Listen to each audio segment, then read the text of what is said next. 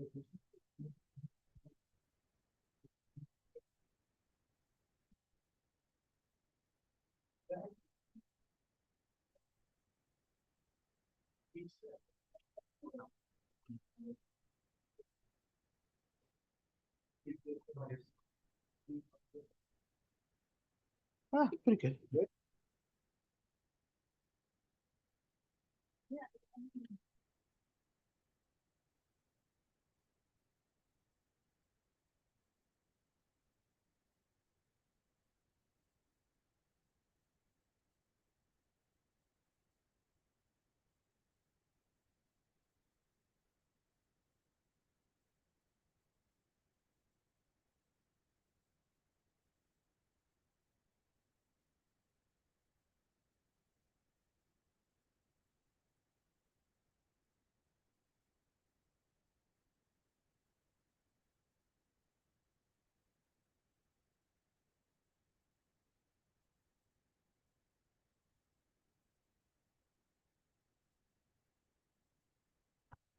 Um, Again, thank you for those that are joining us here in our city council chambers and those that are joining us via Zoom. I'll call this meeting to order at 6:03. And this is the meeting of the joint city council meeting, successor agency, housing authority, and successor housing agency regular meeting agenda of Wednesday, July 2nd, 2024. So thank you everyone again for joining us. As we always say, your participation in the civic engagement process is really important for our council and for our community. So just a couple of reminders, the public has several options to participate in today's meeting. You can make public comments by utilizing the ID that's on the meeting agenda for tonight. That meeting agenda ID, is 840-8308-1349. You can also make a comment calling in via telephone, and the number is 1-669-900-6833, which is a regular number that we have. And just as a reminder, this meeting is also being streamed live on our YouTube channel. I'm sorry about that. Okay, so we do have a Spanish translator, as is typical of all of our meetings. So with that, thank you so much again for being here, and I will turn it over for roll call, please. Mayor Ana Velasquez, Here. Mayor Pro Tem Fernando Cabrera, Here. Councilmember Fernando Gonzalez absent. And he did make a note that he was going to be late. He does have a training for his work, so he will be joining us in closed session. Councilmember Marissa Panmoro, Here. Councilmember Ben Alvarado. Here. Okay, thank you. So we will move on to our next item on our agenda, which is public comments on closed session items. Today, we do have one closed session item. The city council will recess to closed session pursuant to government code section 54956.98 to confer with its attorney regarding pending litigation, which has been initiated formally and to which the city is a party, claim of Nunes and Albanese.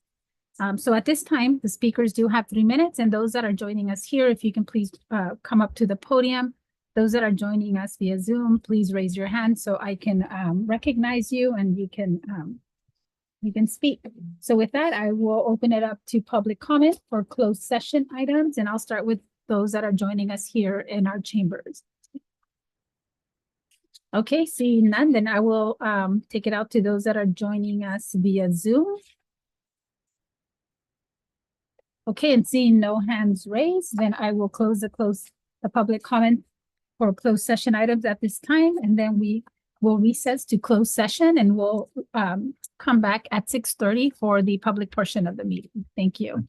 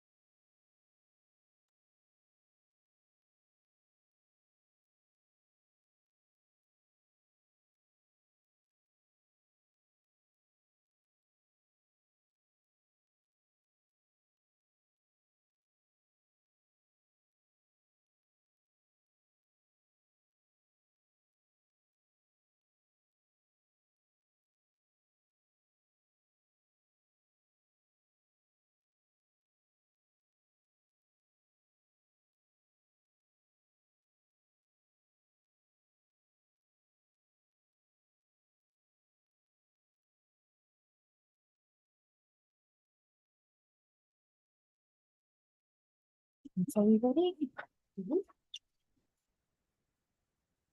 Okay, thank you, everyone. So I think we're ready. So thank you for your patience. We're returning from closed session. I'll turn it over to our city attorney for a report out on our closed session items. Yes, Mayor and Council, the only report that we have is that the claim that's on the agenda was denied by unanimous decision, and direction was provided to the city attorney, and no other reportable action was taken. Thank you. And at this moment, then we'll move on to our Pledge of Allegiance, and I'd like to turn it over to one of the family members that we're honoring for our honoree today. Sorry, I have to put my glasses on. So I don't know if there's one of the family members that's here would like to lead us in the Pledge of Allegiance. No, just one. I just need one. I don't need six, but of anyone that's here, if one of them would like to lead us in the pledge.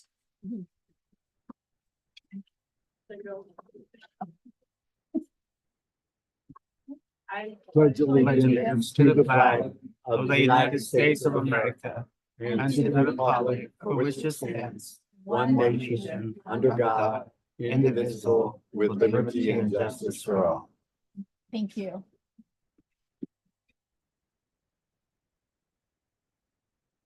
Okay, so at this time, do we have any additions or modifications to the agenda? Okay, seeing none, then we'll move on to our next item of business. And that is public comments. So at this time, any member of the public may address the city council on items not appearing on the agenda, but of interest to the public that are within the jurisdiction of the city council. Please note you do have 3 minutes. If you can be brief and to the point. And for those that are joining us here, if we can have you come up to the podium, those that are joining us via Zoom, if you can please raise your hand so we can recognize you. And just again, we always ask respectfully that you please, in making public comments, it's really important, but please refrain from making personal attacks or derogatory comments. So thank you so much. And we will open it up for public comments for those that are joining us here in our chambers. Any public comments? Okay, seeing none, then I will take it over to those that are joining us via Zoom for any public comments.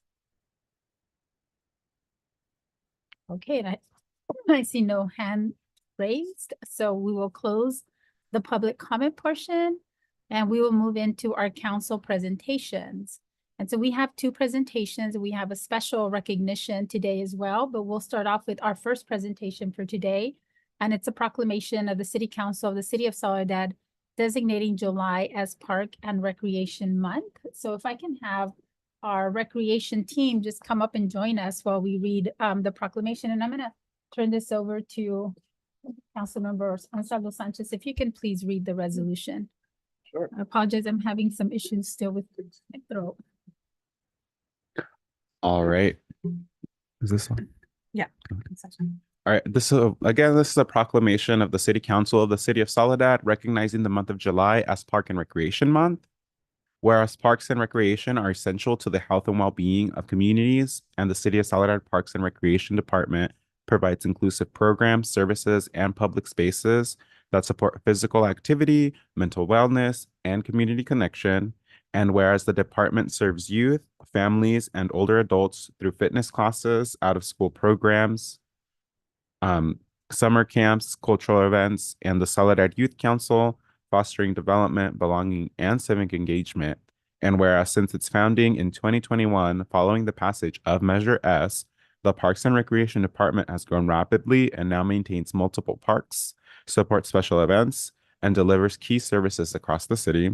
And whereas Parks and Recreation contribute to Soledad's quality of life by protecting open space, promoting environmental stewardship, supporting workforce development, and enhancing the city's social and economic vitality. And whereas July has been recognized nationally as Park and Recreation Month to celebrate the vital role of parks and recreation in communities across the country. Now, therefore, the City Council of the City of Soledad hereby proclaims July as Park and Recreation Month in the City of Soledad and encourages all residents to recognize and participate in the benefits of parks, programs, and public spaces. Yay. Thank you for all that.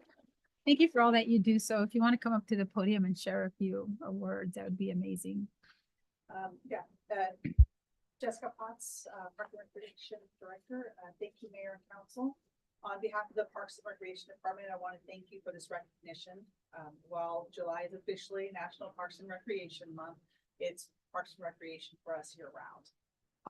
Our team works year-round to bring spaces and programs that bring people together, whether it's youth sports, senior activities, special events, or just giving families a safe place to play. One example is our Music in the Park concert series, which kicked off last month and brought great energy to our community in downtown. The next one is coming up next Friday, July 11th, and we'd love to see everyone out there enjoying the music and the park together. We're proud of what we've built here in Soledad, and we're excited for what's ahead. Thank you for supporting our mission to make this city stronger, healthier, and more connected, one program, park, and person at a time. Thank you so much. Thank you. So what we can do, Jessica, so can you stay a bit while we do the second recognition, and then we can take some photos. Thank you.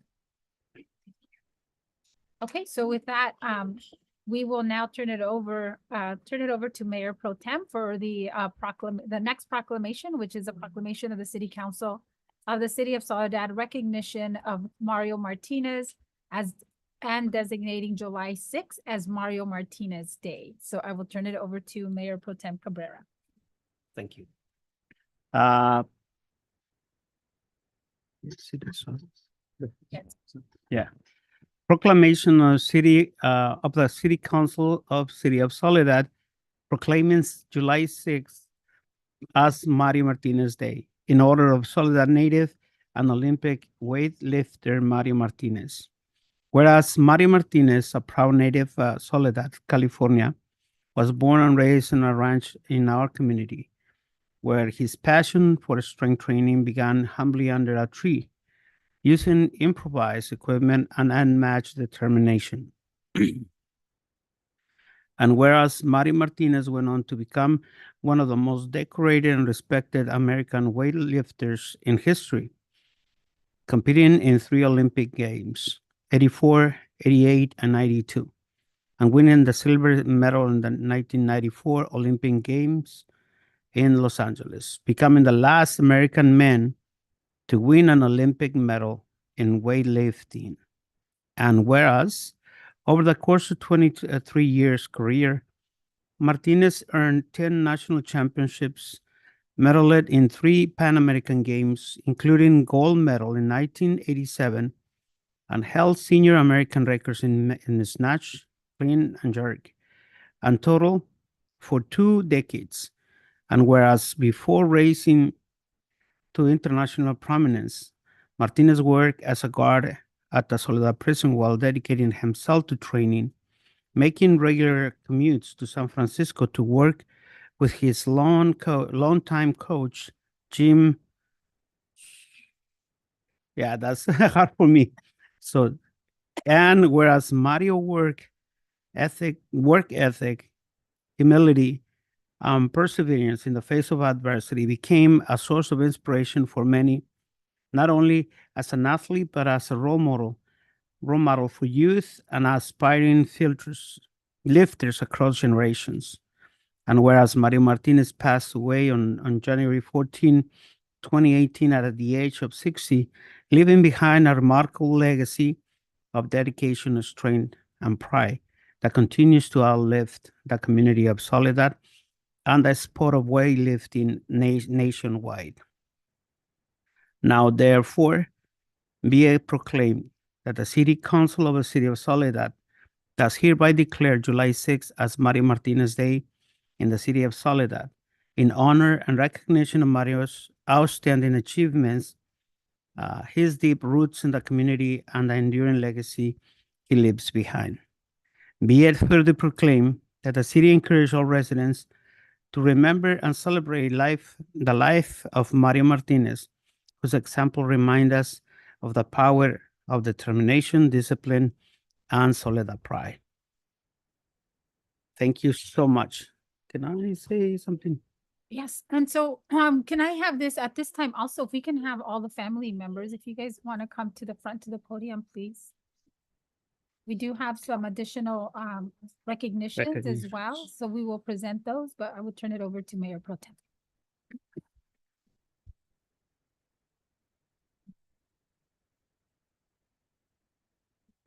If you guys can step in front of the podium so that you can receive all the proclamations first. So move in front of the and then we do some after that we take the pictures. You can bring that.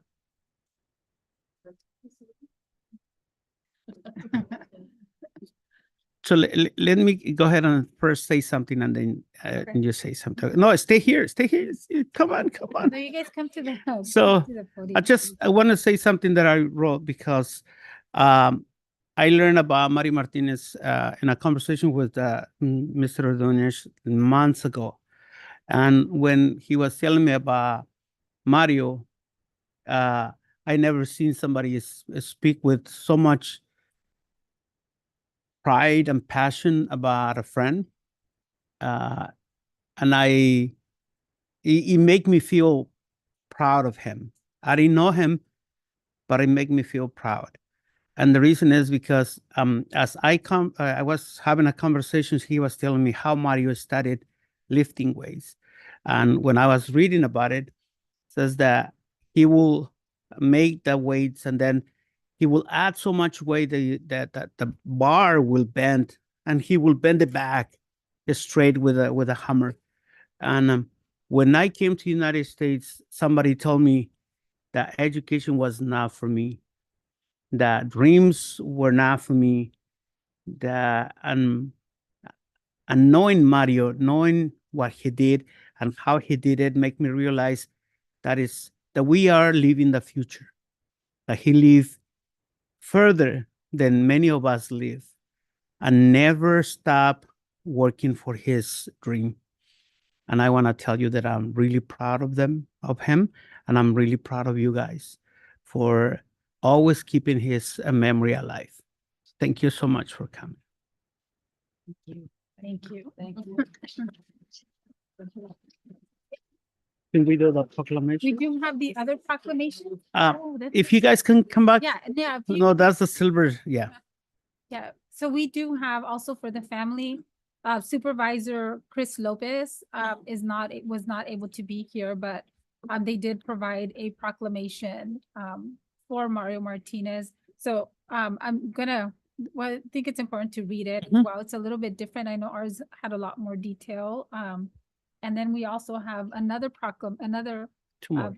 two more Mhm. two more certificates, one from Senator John Laird, Laird. who represents our area here, our district, which is District 17, Senate District 17. So we have a resolution from him. And then we also have another one from Speaker Rivas. from Speaker Rivas. So obviously Speaker Rivas represents our area as well. So you have one from him as well. Adopt a resolution honoring the legacy of Mario Martinez, three-time Olympic champion. Mario Martinez's life story reads like a testament to perseverance, pride, and the heart of our community. Born in Salinas in 1957, he rose from the humble beginnings after first encountering Olympic weightlifting as a teenager. And whereas a dominant figure on the platform, Mario Martinez became a three-time Olympic champion in 1984, 88, and 92, and claimed a silver medal at the 1984 Los Angeles Games, and remains the last American man to medal in the Olympic weightlifting. Whereas his legacy extended through the Pan American Games, where he secured gold, silver, and bronze medal on a streak of 10 U.S. national championships that included 4 U.S. weightlifting Lift of the Year honors. And whereas what makes Mario Martinez's story truly heroic is not just the medals, but how he represented our values. And whereas Mario Martinez was more than a champion, he was a symbol of dignity and humble strength, and is remembered and encouraging others through setbacks, offering compassion even after tough losses, and never letting failure define him. Whereas Mario Martinez, glimmering lips and steadfast spirit radiated far beyond the platforms as he embodied the blend of local roots and global achievement, lifting the pride of Salinas and our nation. And whereas Mario Martinez's perseverance underlined the true honor lies not only in triumph, but in resilience, character, and the modest grace. And whereas we honor Mario Martinez's memory, we celebrate a man who raised the bar in sports and in life and leaves behind not just records, but a legacy of community, humility, resolve, and continues to inspire future generations. On behalf of Supervisor Chris Lopez and the Monterey County Board of Supervisors, we present this resolution to you, to the family. So we will, after we do all the resolutions and after you speak, then we can take some photos. Also next is a certificate of recognition, from Senator John Laird of the 17th Senate District for, Mario Martinez's distinguished service as a three-time Olympian and one of the most accomplished American weightlifters of our generation.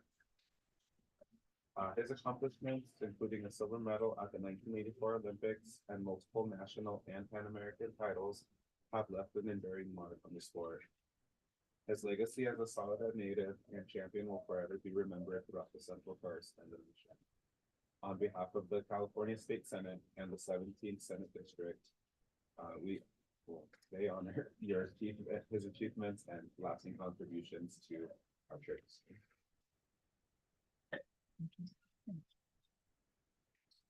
Okay.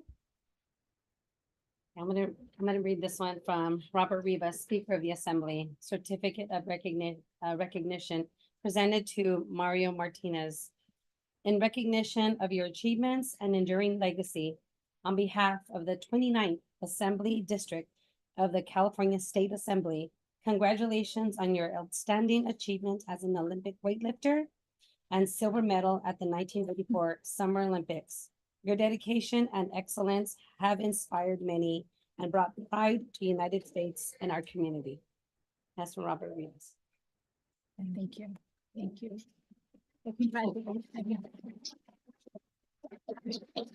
we will turn it over to you if you'd like to share a few words. First of all, I want to thank you all for this recognition. Of course, he's my son, and you know how he was my firstborn, very strong. And since he was a little boy, and a very good little boy, teachers in Soledad could tell you what kind of a student he was, very shy.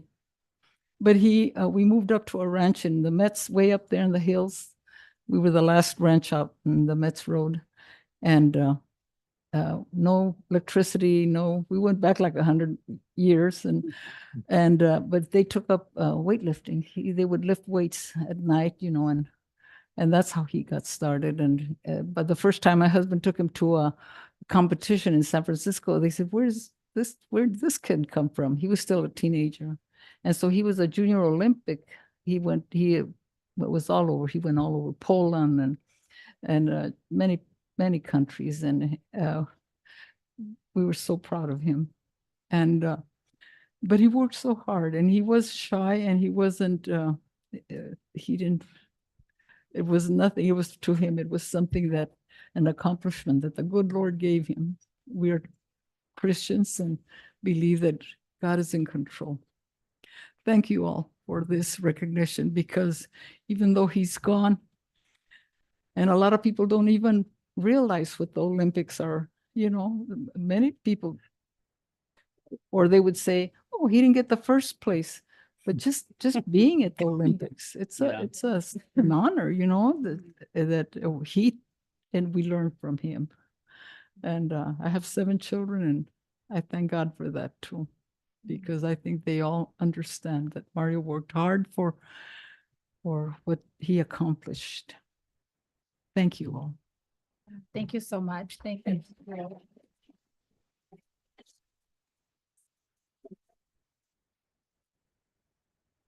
Thank you so much. And with that, then let me open it up.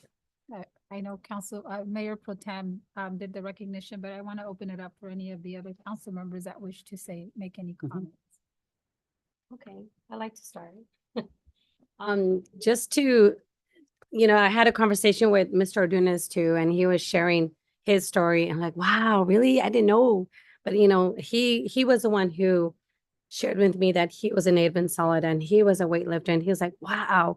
Then he echoed with me and we had that conversation. So, just to share his life and then his story that you just shared, it's just an honor just to know that we're a small community, but we speak volumes. So, and then just for him to represent not just Soledad, but Monterey County, it's just amazing. Thank you. Thank you.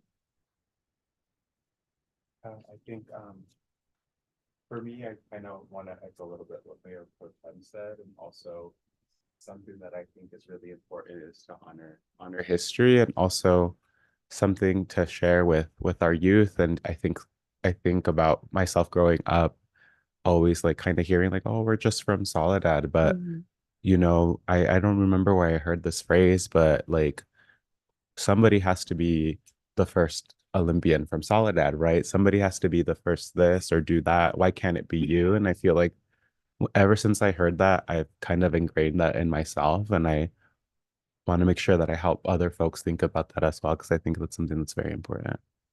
Thank you. Thank you. Good evening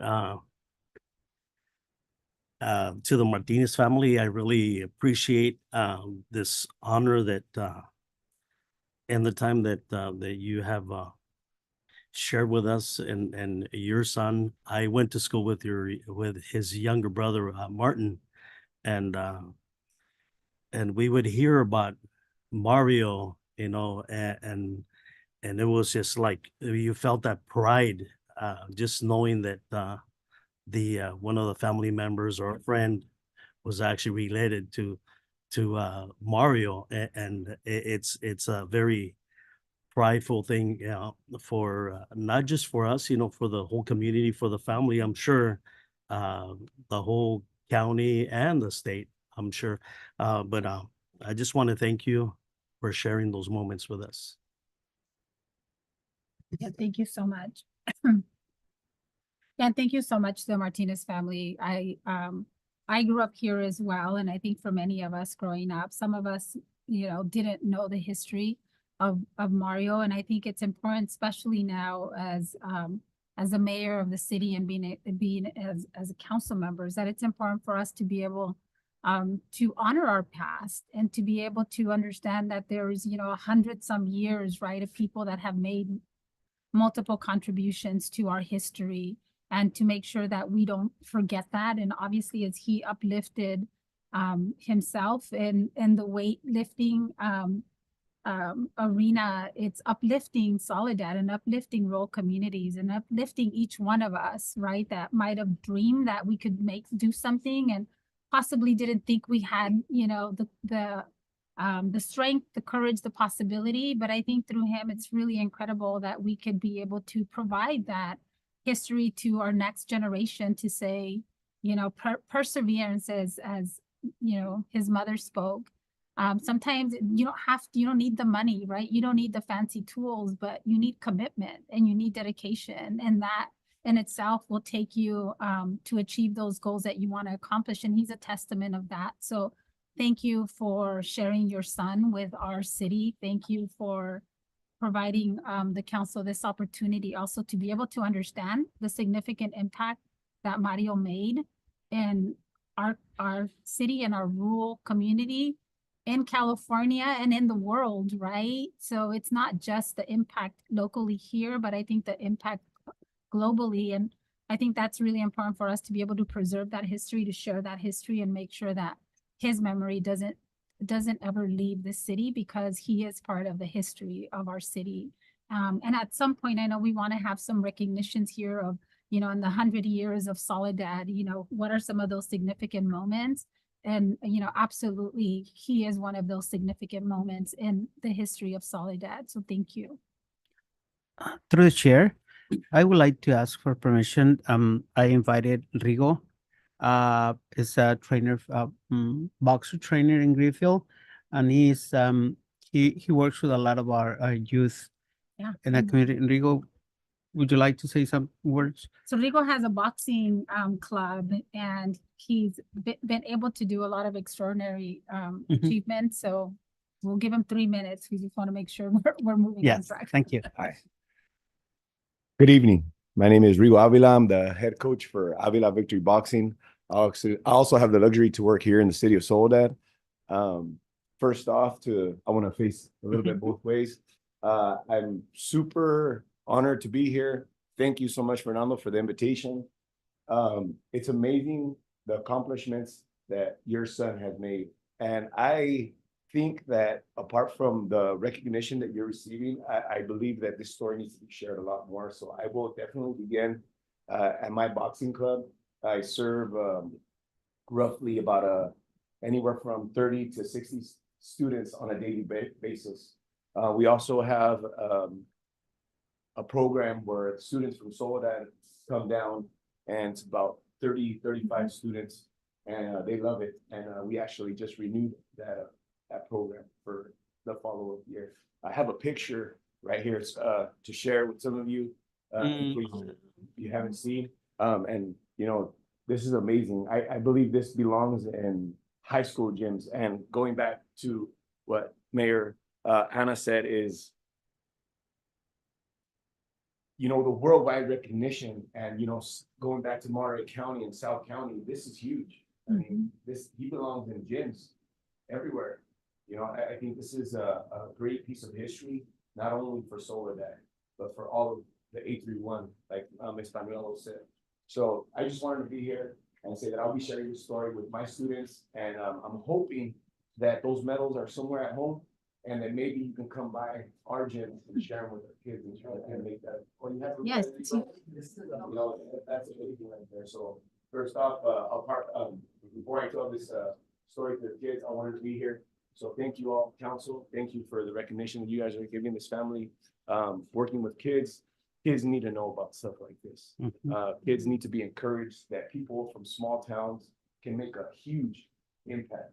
And just to share a glimpse of that, you know, our kids have, we've had a couple of, 2 kids that made it to national teams and 1 national medal. So we have 1 ranked number 8 in the nation. So I know a glimpse of what it feels like to have that with you in your heart. So thank you so much. Thank you. Thank you.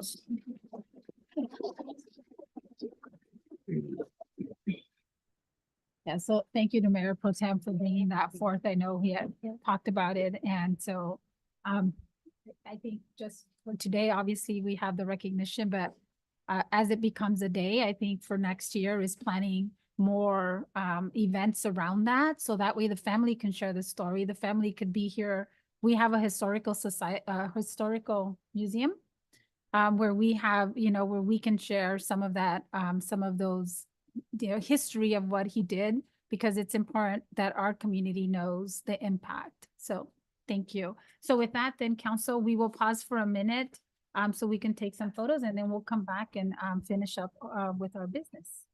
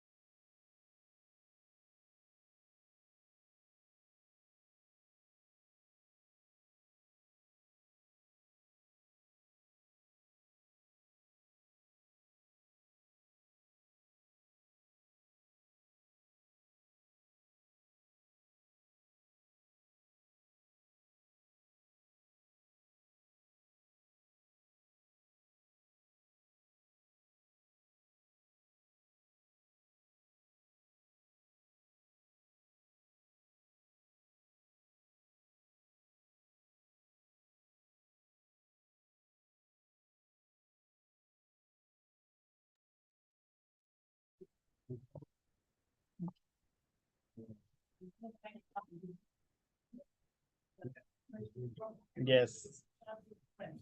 Oh, that's why.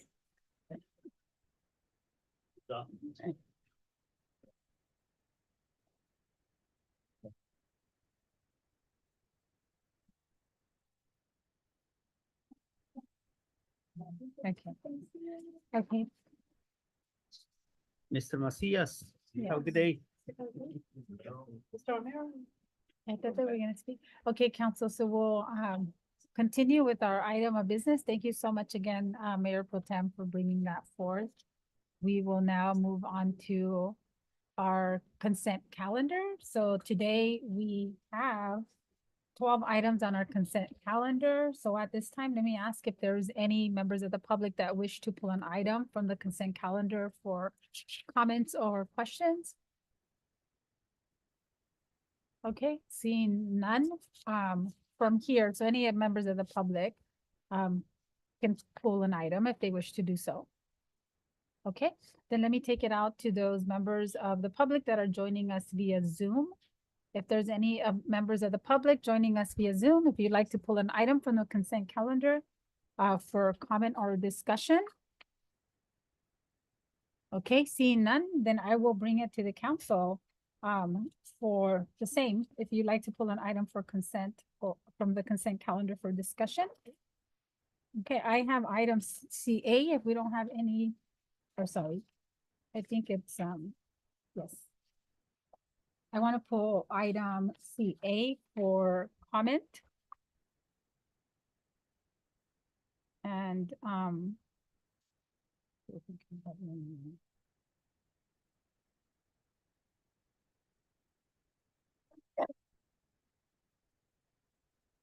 hold on, council, apologize. I thought I had it here.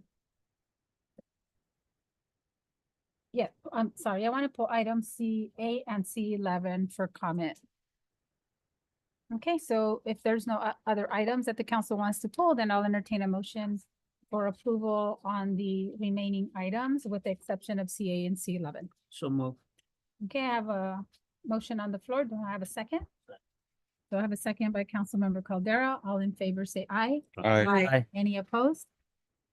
Any abstentions? Okay, motion carries unanimously. Okay, thank you. Thank you, Alex. You were ready on CA. This is a resolution of the City Council approving contract change order for construction services with Monterey Peninsula Engineering. So I think for me, I know obviously I've said this in the past, but just some multiple contract change orders. I know obviously this is a major project with extensive funding. But just if you can give us an overview of the significance of the change orders that we've had before us.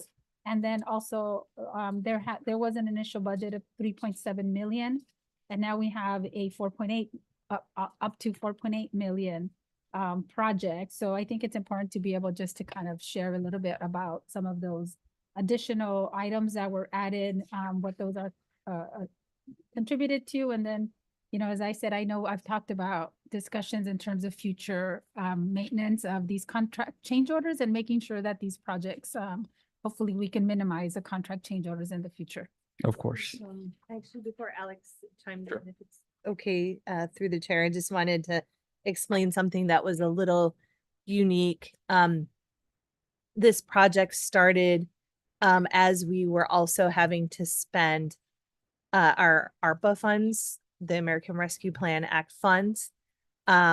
We were required to spend those funds by the end of December 31st, 2024.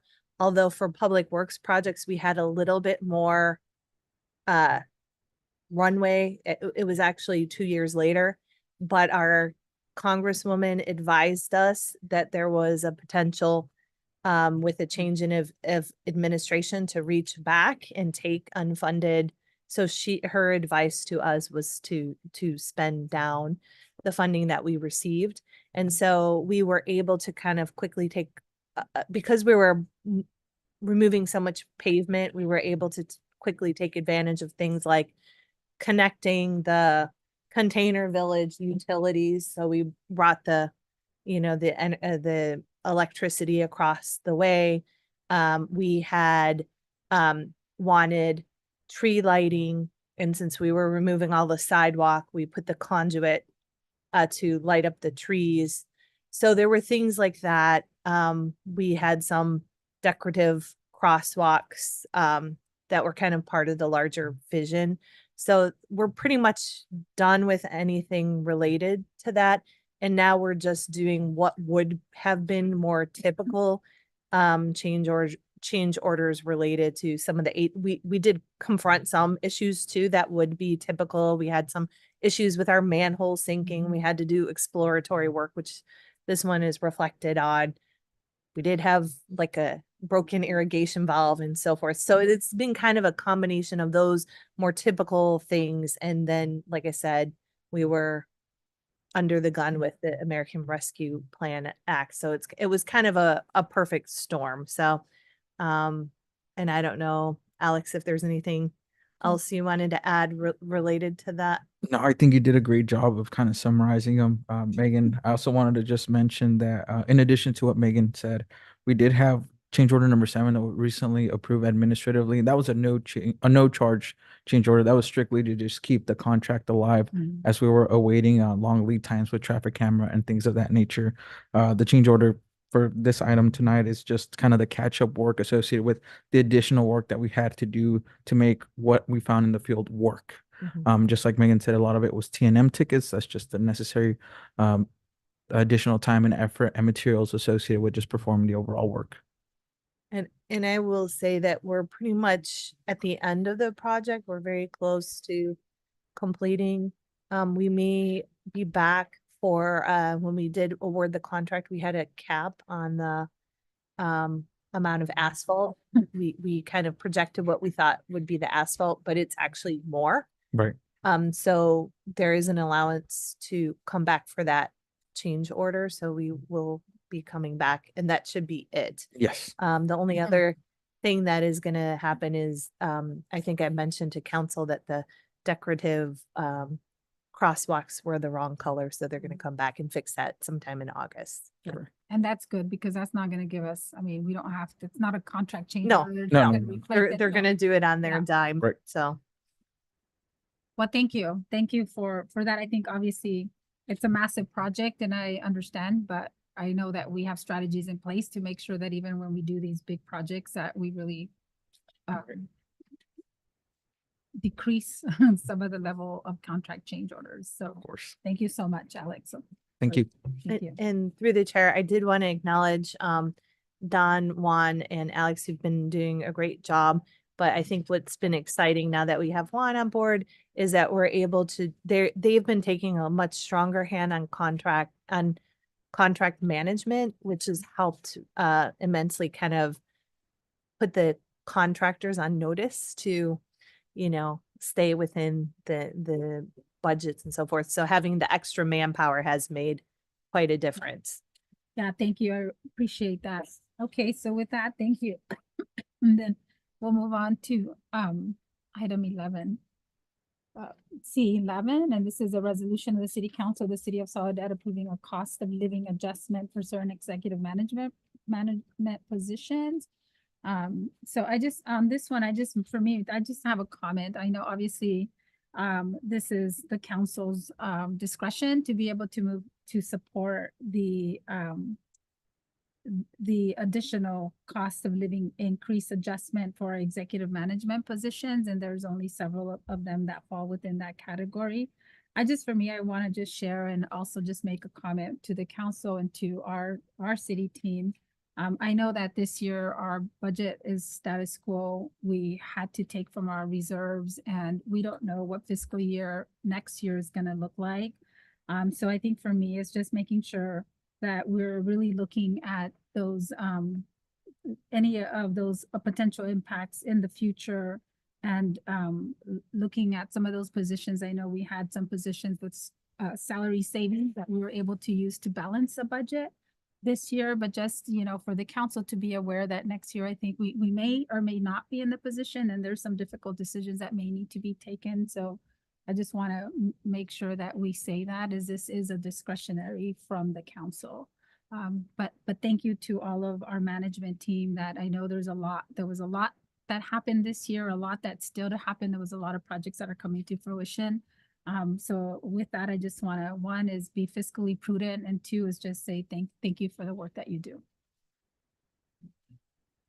Okay, so with that, I entertain a motion to approve items C8 and C11. Second. So I have a motion on the floor. Second. I did the second. Okay.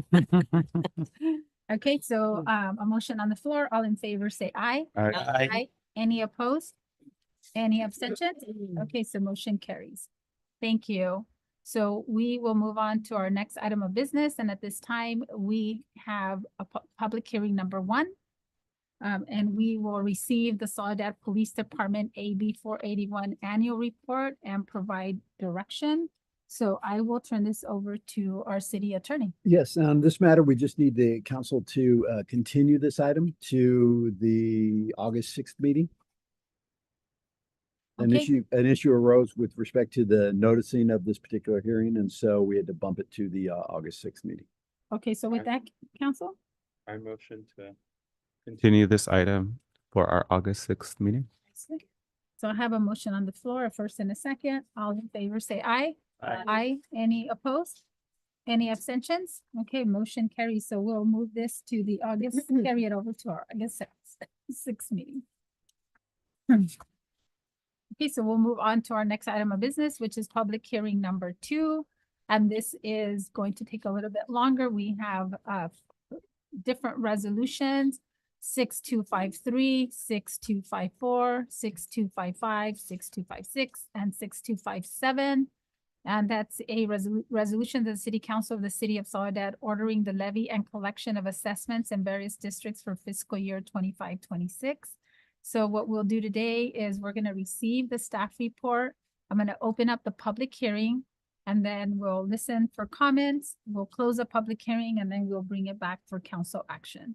So at this time, then I will turn it over to Juan to give us our staff report. Yes, and I'm gonna turn it over to our assessment engineer, who is Kuda for its DTA, and he will give the staff report. Okay, thank you, Kuda. We see you. Are you able to unmute? Yes, I am unmuted. Can you hear me okay? Yes. Perfect. Well, good evening, Madam Mayor, members of the council. My name is Kuda Wekwede. I'm a managing director with DTA. DTA has been preparing the engineer's reports for the city for over 10 years. And as we've done in prior years, we've prepared the engineer's reports for the upcoming fiscal year. The purpose of the reports is to identify the maintenance, servicing, and operation needs in each of the city's 5 assessment districts, and then establish or determine the maximum allowable assessment for the upcoming fiscal year, and then actually establish the actual assessment rate for the fiscal year, for the upcoming fiscal year. The reports that we've attached are following the previous meeting, the June 4th meeting, where the public hearing date was set to today. The reports detail the assessment methodology and the calculations that lead up to the actual assessment rates that are established for the upcoming year. So these resolutions would need to be approved in order for these assessments to be imposed for the upcoming year. And once they're approved, once the resolutions are approved, the city would be able then to submit these assessments to the county for collection on tax bills for the upcoming fiscal year. I'm happy to answer any specific questions you may have regarding the assessments or any of the districts. And thank you for your time this evening. Thank you, Kuda, for the information, and thank you. I know your agency has been just incredible in providing all the information to our council. So with that, let me open up the public hearing before I turn it over to any right. And this is the public hearing on all 5 of the districts. Okay, so I will open up the public hearing at 7:11. And any members of the public that have any comments on all of the levy and collection of assessments of all of the 5 districts. So any members of the public that wish to make any comments? Okay, seeing none, for those that are joining us here in our chambers, let me take it out to those that are joining us via Zoom. Any members of our public via Zoom? Okay, seeing none, then I will then close the public hearing at 7:12. And then I will now bring it back for council questions or comments. Council, do we have any questions or comments? No. Okay. I have a comment. Thank you for the attachment of the slides. As Mayor Velasquez had mentioned, thank you for the detailed report, and I do appreciate it. And even not only that, just the long service that you have built up with the engineering department. So I appreciate that relationship you have with them. Thank you. Thank you. Anyone else? Okay, so seeing none, I think I don't have a question in regards to these proposed assessments. I just want to make sure also that there's clarity for our residents in terms of the opportunity. Every year this comes before us, and there's some assessment fees that are specific just, for the public. They're specific for different activities that are going to happen within those different assessment areas. And you'll see, you obviously have that in your, you pay that in your property taxes and you see that, right? And so we want to make sure that the residents understand that these are fees and levies against those assessments. We do have some of the assessments where in this time for 25-26, some of the assessment fees did decrease. They did increase. So we want to make sure that our public is aware of that and they have an opportunity. This is an opportunity to be able to share any comments with the council in regards to those fees. So, Kuda, my comment is, I know I was concerned, obviously, in terms of a lot of the financial impacts, potentially for our families that are going through different concerns with what's happening with the political climate at the federal level. There's a lot of people that have not been going to work. Hours have been reduced, and we've been hearing a lot of financial stress. I think for me, for next year, not in this year, but I think for next year, if we can conduct an analysis on each of the assessments to be able to see what is actually needed in terms of the collection of these fees for obviously future projects. But if that can come back for us next time, so we're able to determine based on what has been expended, what are the improvements, determining how we move forward with, collection of that, just in anticipation that I know this year is not going to be as severe, but anticipating that we may have some financial and budget challenges. And if we're going to experience them, we know our families are experiencing those as well. So those are my comments for next year. Okay, so with that, then council, if there is no comments or questions, I'd entertain a motion. Oh, no, we're not going to do that. Hold on. Separate. So we are going to do them separately. So I have my list here. We'll start with, are we going to do Rancho San Vicente? Yes. Okay, and on this one, there is no conflicts and no one needs to step out of the room. We typically have conflicts with. Right, so the conflicts that we have are members of the council who either live within one of the assessment districts or live within 500 feet of one of the assessment districts. And the conflict is that in voting on the assessments, it may impact the value of their property or their income, whether the assessments are going up or down. And so those folks are what we normally refer to as conflicted. And so they're not allowed to participate in the approval of the resolution where they have this conflict. And so we go through this sort of dance every year where we have to have people sort of step out of the room and then come back and so forth. But we think that we've got it organized this year, so we're going to give it a shot. And so the first one that we have is the Rancho San Vicente, where nobody has a conflict and the entire council can participate in voting on that resolution, which is resolution 6257. 6257. Okay, so council, then I'll entertain a motion to approve resolution 6257. So moved. Second. Okay, so I have a motion on the floor, second by Councilwoman Bañuelos. I'm so sorry. So, Yeah. sir. All in favor, say aye. Aye. Any opposed? Any abstentions? Okay, so motion carries. So now we're gonna move on to the second item, which is Orchard Villas. And with this, I will ask Mayor Pro Tem Cabrera if he can step out of the room as we vote on this, and don't go too far because we'll ask you to come back. And again, I'll send it to our attorney in And terms we're- just to clarify that. We'll be voting on both of the resolutions as a group. So that's the Orchard Orchard Village and MAD, Bad. which is the bad. And that's resolution 6255 and 6256. Okay, so The bad stands for Benefit Assessment Yeah. District, the MAD for the Maintenance Assessment District for Parks and so forth. Yes. Okay, so with that then, council, I'll entertain a motion to approve resolution 6255 and 6256. Okay, so I have a resolution. Not 6255, but 6256 and 6. Oh, no, you're right. Yeah, I'm yeah. sorry. I'm Don't so sorry. don't confuse me, Megan. Yeah. 6255. I have my attorney here on this side. I know, I was like, We gotta rely on him. I was like- He sent me directions already. Okay, so again, council, a resolution 6255, 6256, and we have a motion on the floor. Council Member Ansaldo Sanchez, second by Councilwoman Banuelos. All in favor, say aye. Aye. Any opposed? Any abstentions? Okay, so motion carries. Thank you. And if we can have, No, he's Oh. got, then we have this one last group where you have to step out. oh, so I need to go. Okay. This is my time to shine.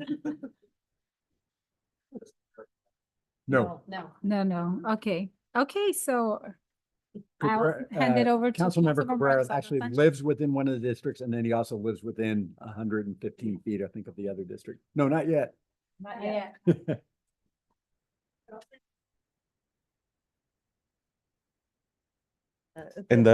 Should I just for fun? Yeah. No, I'm just. Look, You have you the- want us to throw the gavel down? Yeah. your you have the gavel. Let's do it. Close the door first. I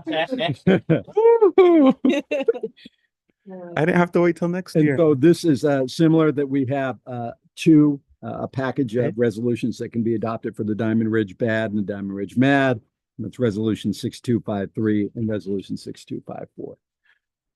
All right, so council, I'll entertain a motion to approve resolution number 6253 and resolution number 6254. Okay, first, sorry, so moved. I'll second. You're All right. slow, Ben. All in favor, please say aye. Aye. Aye. No opposed, no abstentions. Motion carries. All right, great. Thanks. Now we can then come back. You can, if you want, motion carries. I close it. Thanks, Don.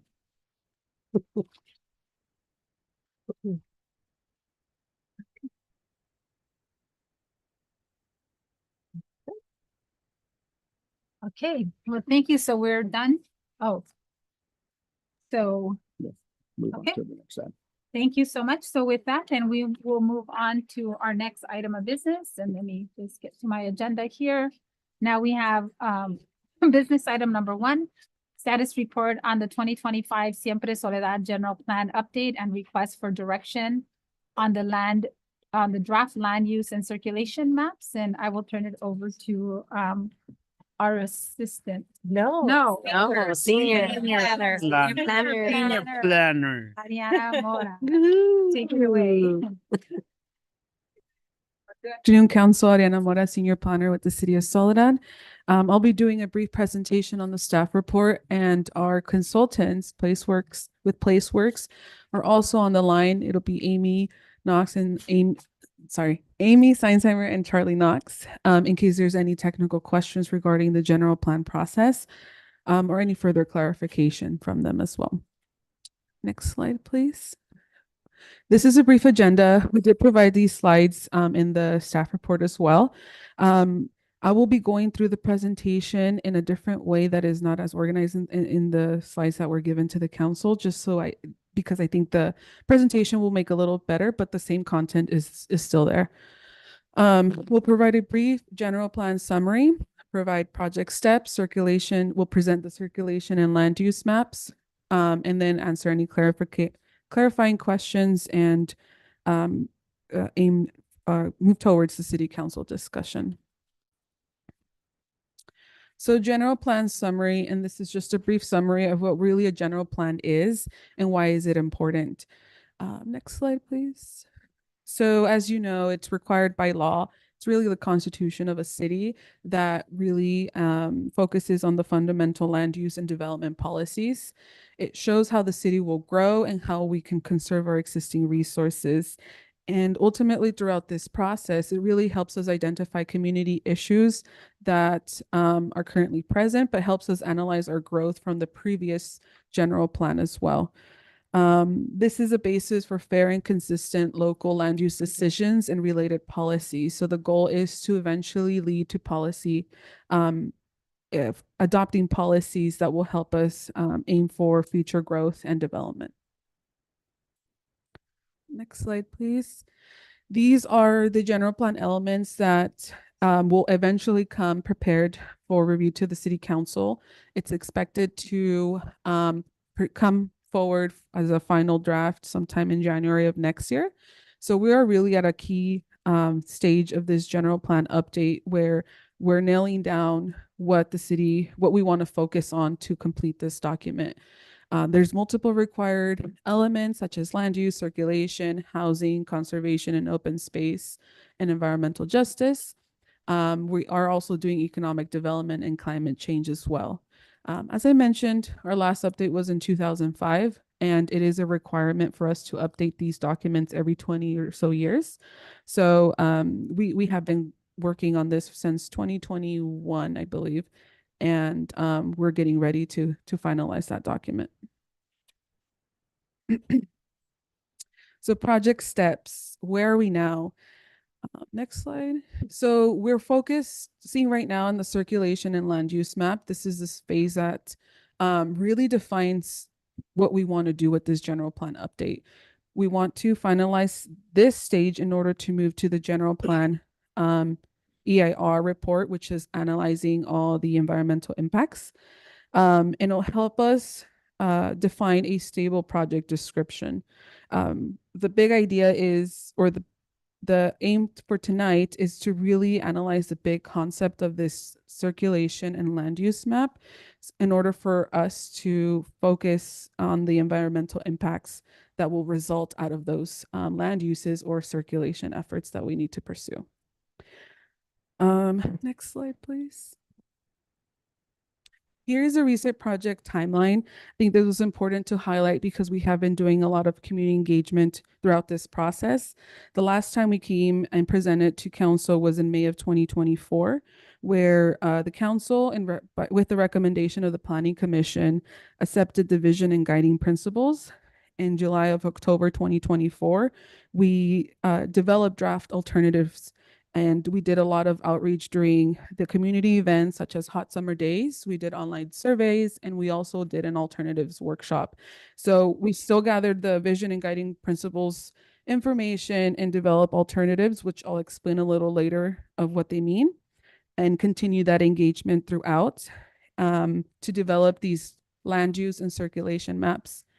And then in February of 2025, we met with the General Plan Steering Committee, which has different agencies such as TAMSI, the school district, and local residents to present these draft maps. And that's where we got a big review of these maps that were not interpreted the correct way.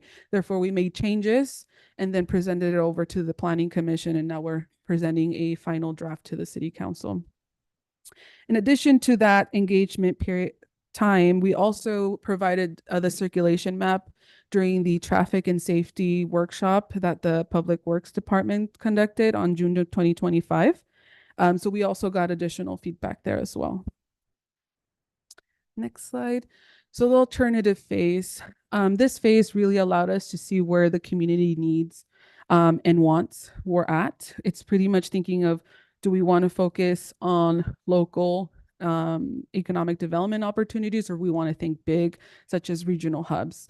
And that's really what we heard in addition to more housing opportunities. Therefore, we created two different alternatives. One is a downtown focused growth, meaning let's revitalize our downtown, let's focus on high density. And then the second alternative is a regional hub expansion, meaning let's think bigger and better things. Let's think more big box retailer, maybe large industrial sites. And we took this information to the community, and they were pretty much saying, we want a little bit of this and we want a little bit of that. So that's how we gathered all that input into the land use and circulation maps that we're presenting tonight. Next slide, please. As I mentioned, these are the key input that we received on alternatives. Again, majority of the commenters preferred a mix of both. They want to focus on the downtown and revitalize it, but they also want to make sure we have big box retailers in order to serve the community and essential needs. We want to continue to improve connectivity and transportation safety within Soledad.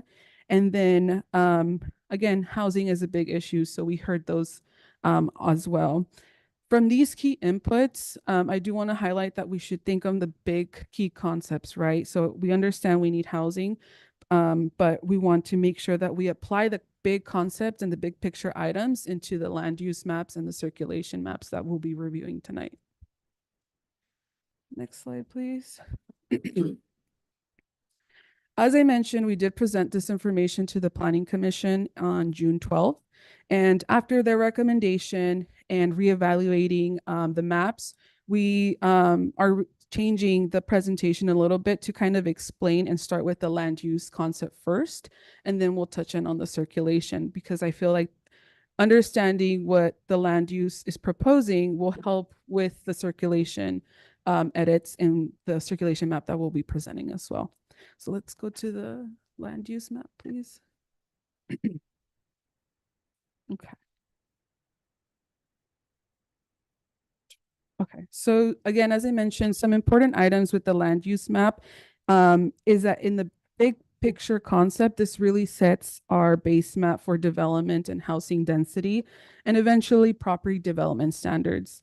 This land use map will help us define what we can or cannot build throughout the city, and we'll create zoning standards, which will focus on the smaller scale things of, you know, how big our lots can be, what type of uses are allowed in specific districts. So the land use map is the important part to then reflect into our zoning districts. So this is where we start first. Also keep in mind that small items, maybe like colors or something like that, can still be changed, but we want to focus on the big picture items where accepting the overall land uses is really what we want to analyze, meaning are the land uses that we're proposing tonight are adequate within that area of town. And we'll touch in on the individual land uses and what they mean.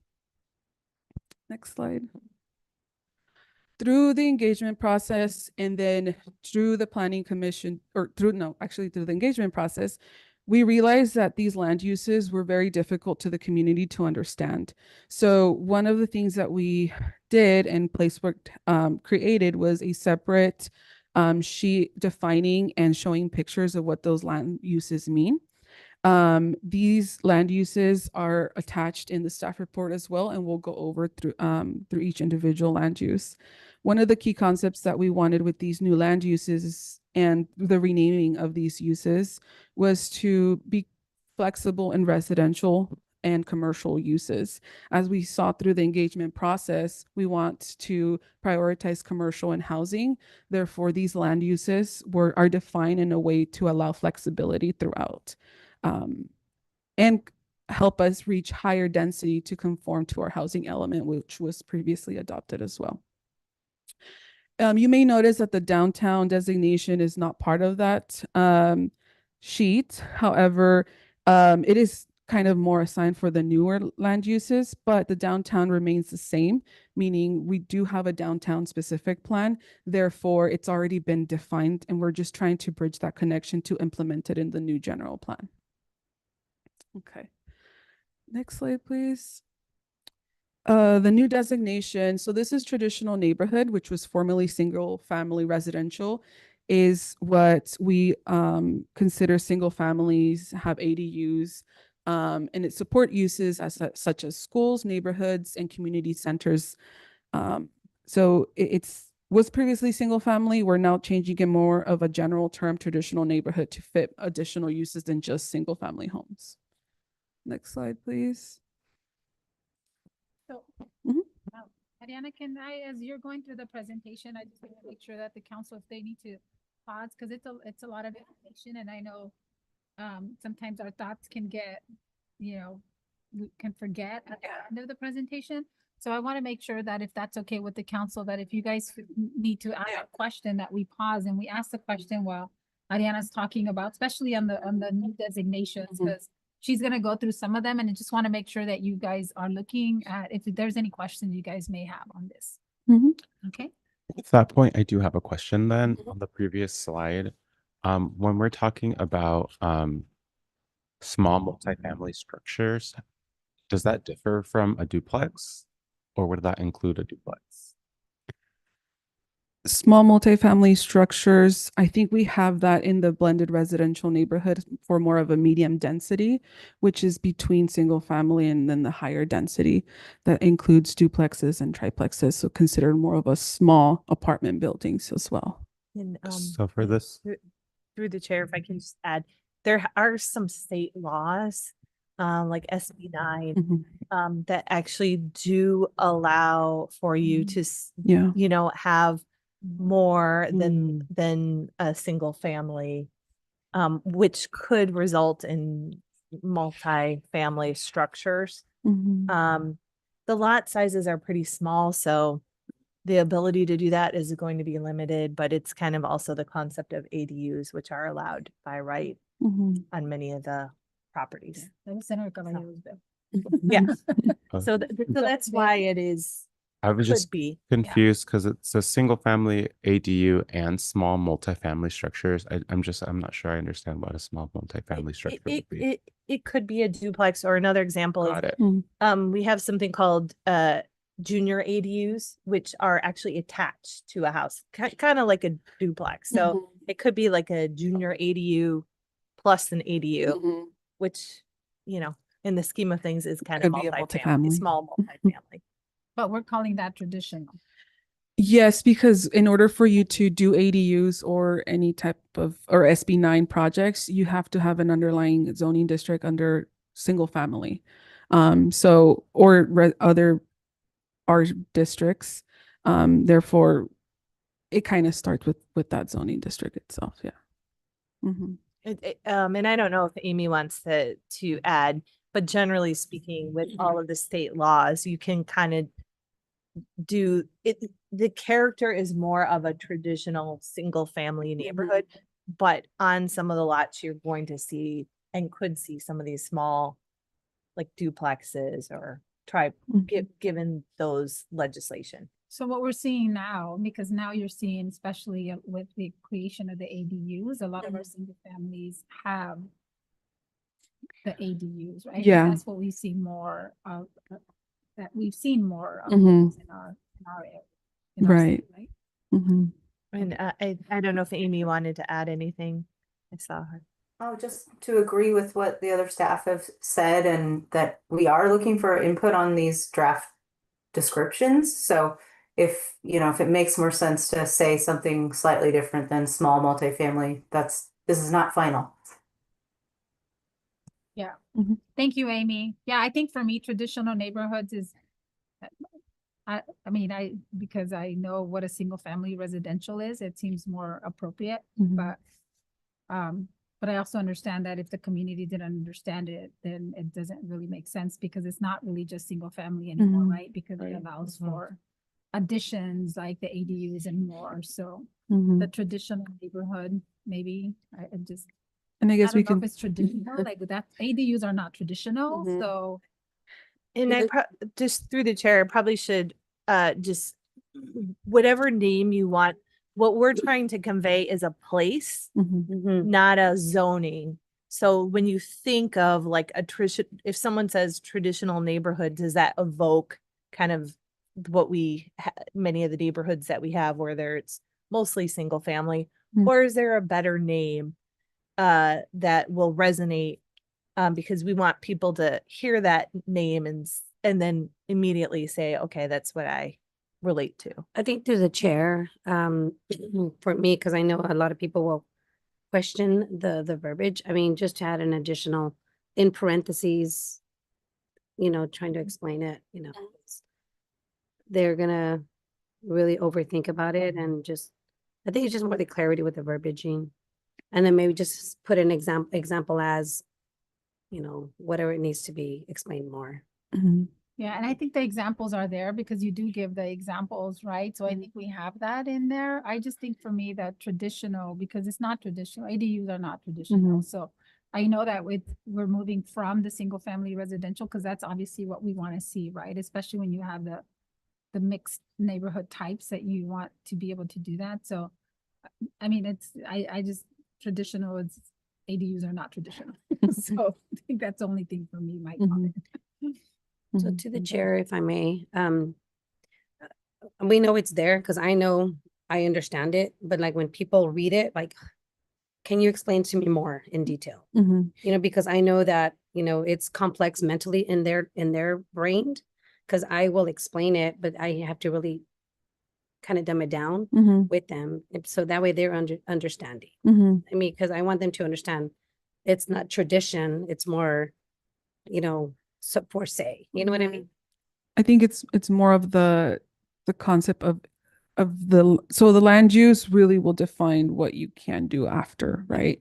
So it's more of like this is the traditional area of what we have right now as a city, Mhm. meaning majority single family homes.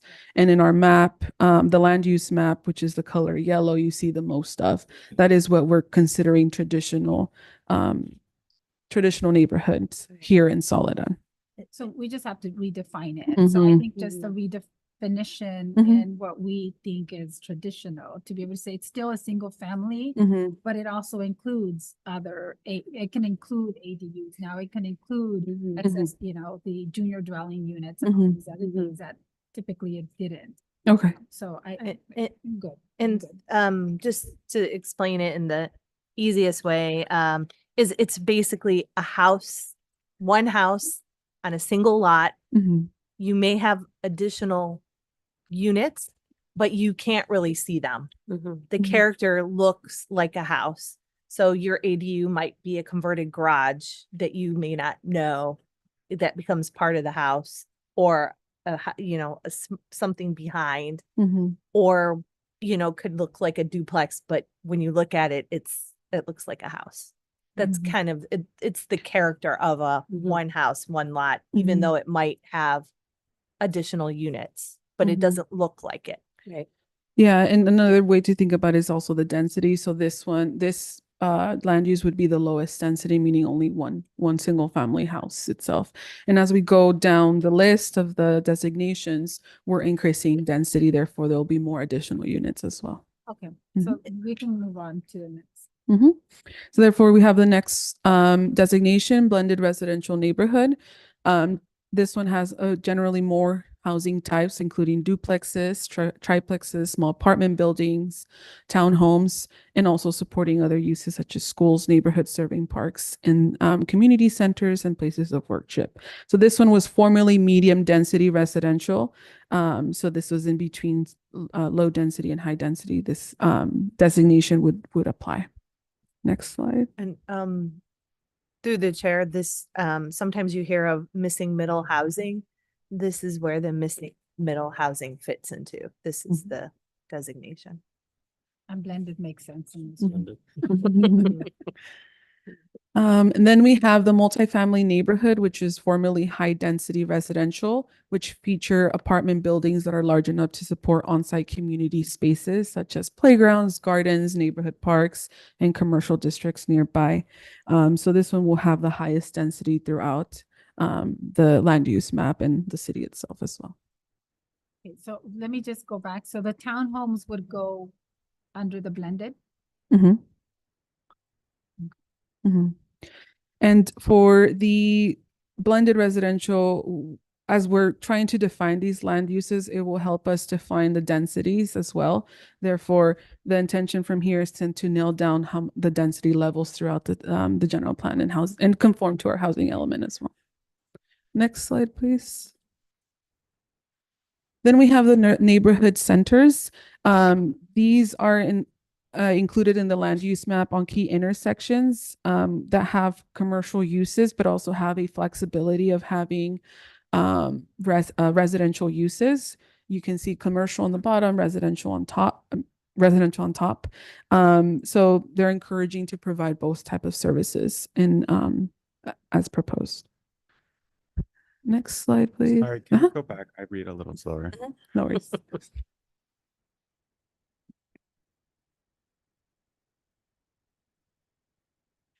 So that would be our mixed, like when we talk about mixed use. Mm-hmm. So neighborhood centers, that mixed use would go under neighborhood centers?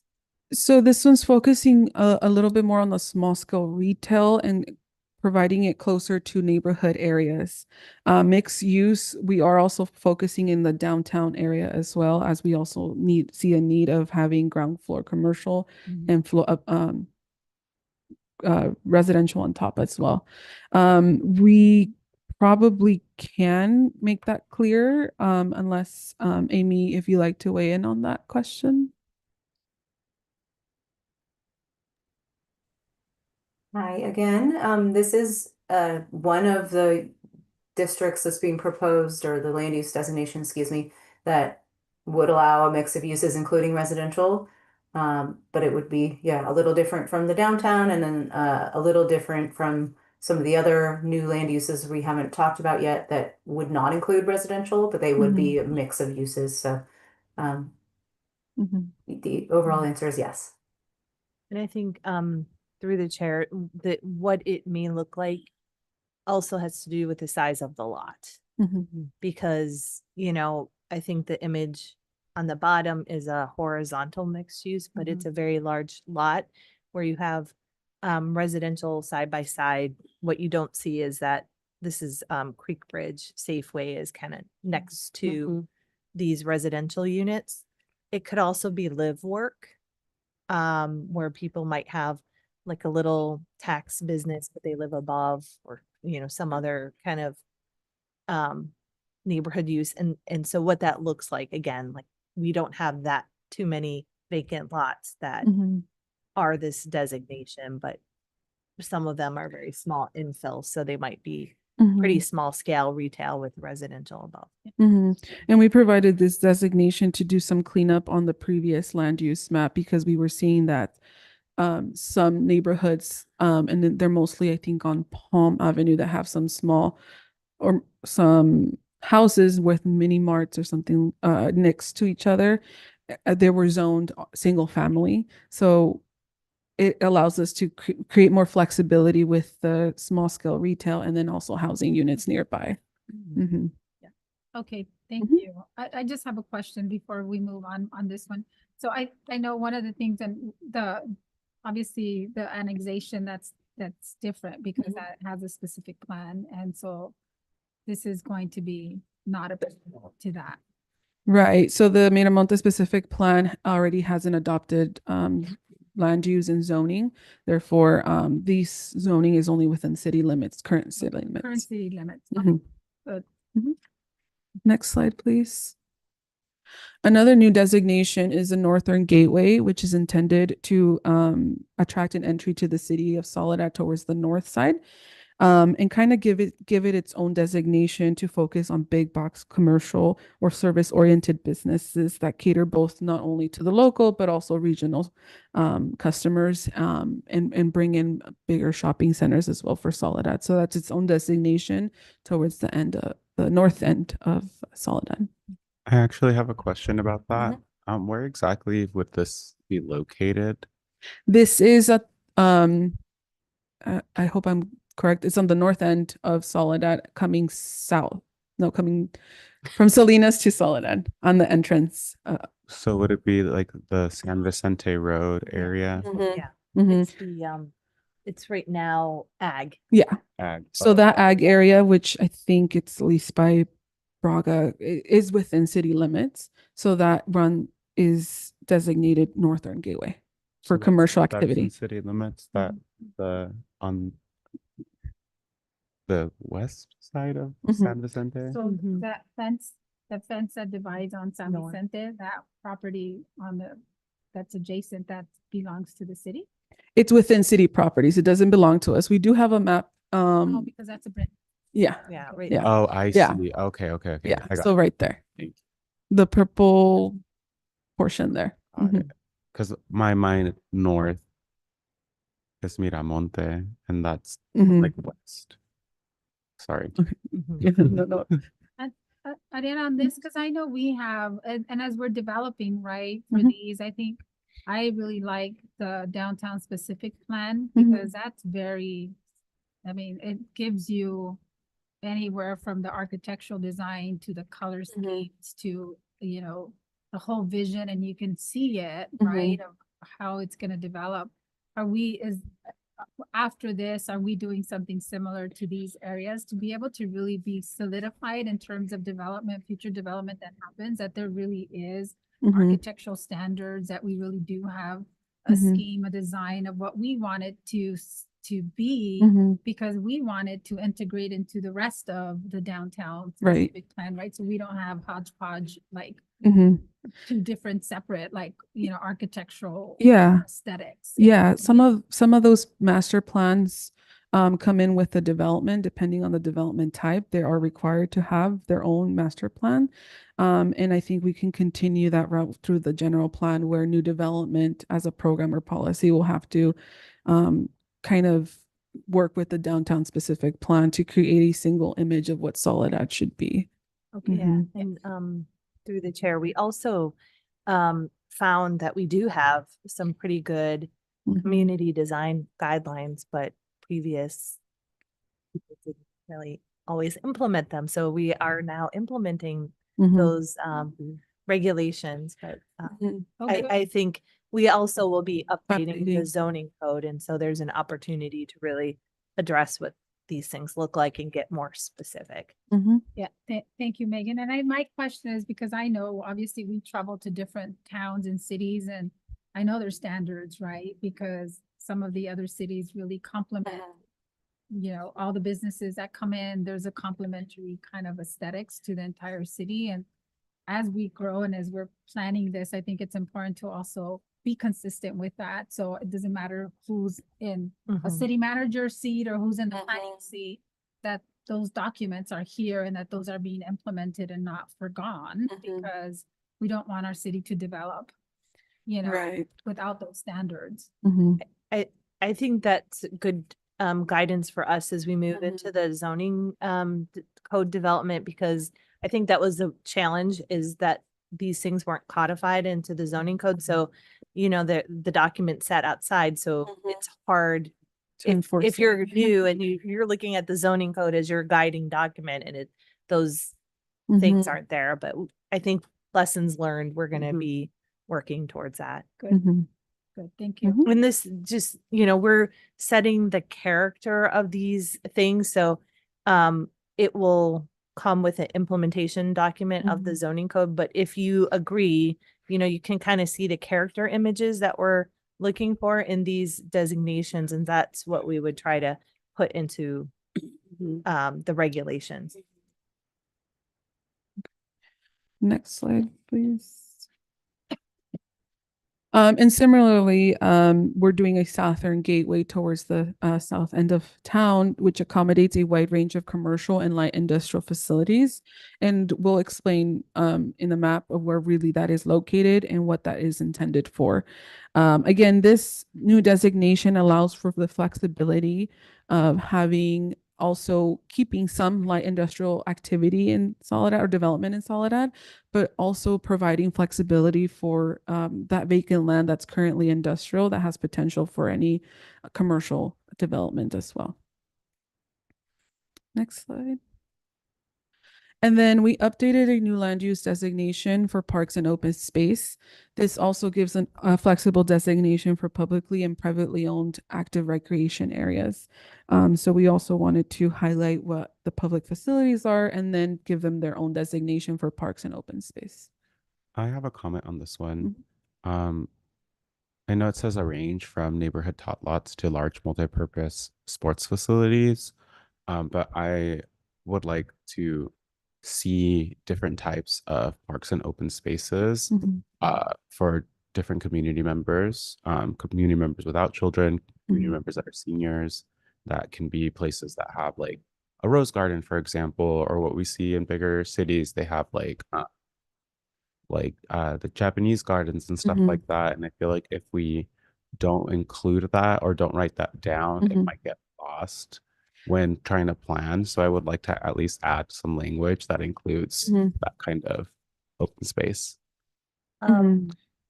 So through the chair, we actually we embarked on this very long parks and recreation master plan. We're finally, getting it together. So we do anticipate it coming back to council for approval on that, maybe sometime in August or September. So that is probably the document that will get into that level of detail, where we use that when we design the parks and so forth. So we'll I'll make a note of that before we come back to make sure we do describe that, which I do believe we have. But if you see it and you want to make some modifications before it's adopted, I think that would be the document to put that. Yeah, and PlaceWorks, our consultant helping us create this general plan, is working closely with the consultant firm that is working on the master plan, on the Parks and Master Plan, so that they both documents end up mirroring each other, so that whatever is implemented through that master plan is also guided through the general plan. Okay. Yeah, and I have a question on this one too. So maybe it's on that plan, but I know, that having inclusive playgrounds and the tot lots sometimes don't accommodate for that, at least from what I've understood. And then the tot lots that the traditional, right, tot lots that we've had really don't have much like equipment or, amenities. It's just a piece of land with a couple of benches, and that's, it in some of the areas, right? So I think for me, it's where is it where we can add that as we move forward, that our parks and open spaces are also going to be inclusive, right? That we're looking at how do we create, so we say as part of our Siempre Soledad, we're an inclusive city. So how does that translate into our parks and open spaces? So when we define these land uses, it'll help us create programs and policies that pretty much based on the goals, such as being an inclusive city, that will help us get to that. So maybe a program policy that we need to implement is having more inclusive parks prioritized through development. Sometimes when it comes to subdivisions, they're required to also create parks. So being creative in that way, or when we have new open space areas available, to prioritize inclusive parks as well. Okay, thank you. And then my last comment on that is, I know you have the sports facilities, but I think one of the other discussions that's come to light also is the use of parks for like recreation, right? Where you can have fitness equipment out in the parks. And so as we develop that's part of, we want people to be able to enjoy the parks for different multiple purposes, and to be able to have some of those fitness elements included as part of those parks and open spaces. Yes, definitely. I think a lot of that can also be addressed through the policy and program section of the general plan, and at the same time through the master parks plan. And just to clarify a little bit too, we will be coming back to present those policies and programs, and the council and planning commission will review before we certify that general plan as well. Next slide. So as we mentioned, throughout this process, the community wanted the city to focus on a blend between focusing on local businesses, bringing in regional commercial services, but also focusing on housing, some of community members really wanted to continue on single family housing. Others, majority, wanted to focus on higher density housing.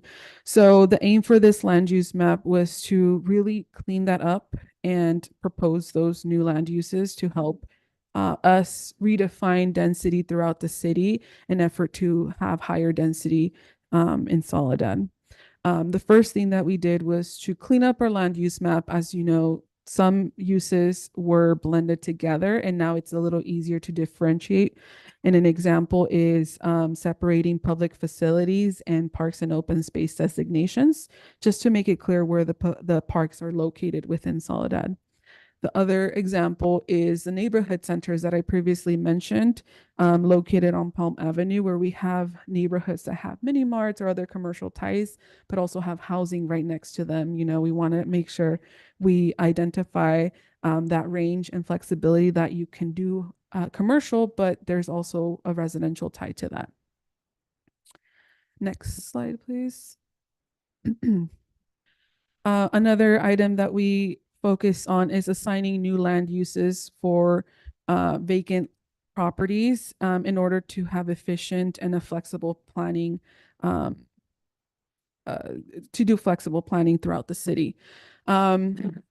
Something to highlight as well is that a lot of these land uses have already been defined from 2005. So there's not a lot of changes. We really are focusing on the vacant and underutilized lots where we can propose a flexible land use to increase housing or increase economic development opportunities.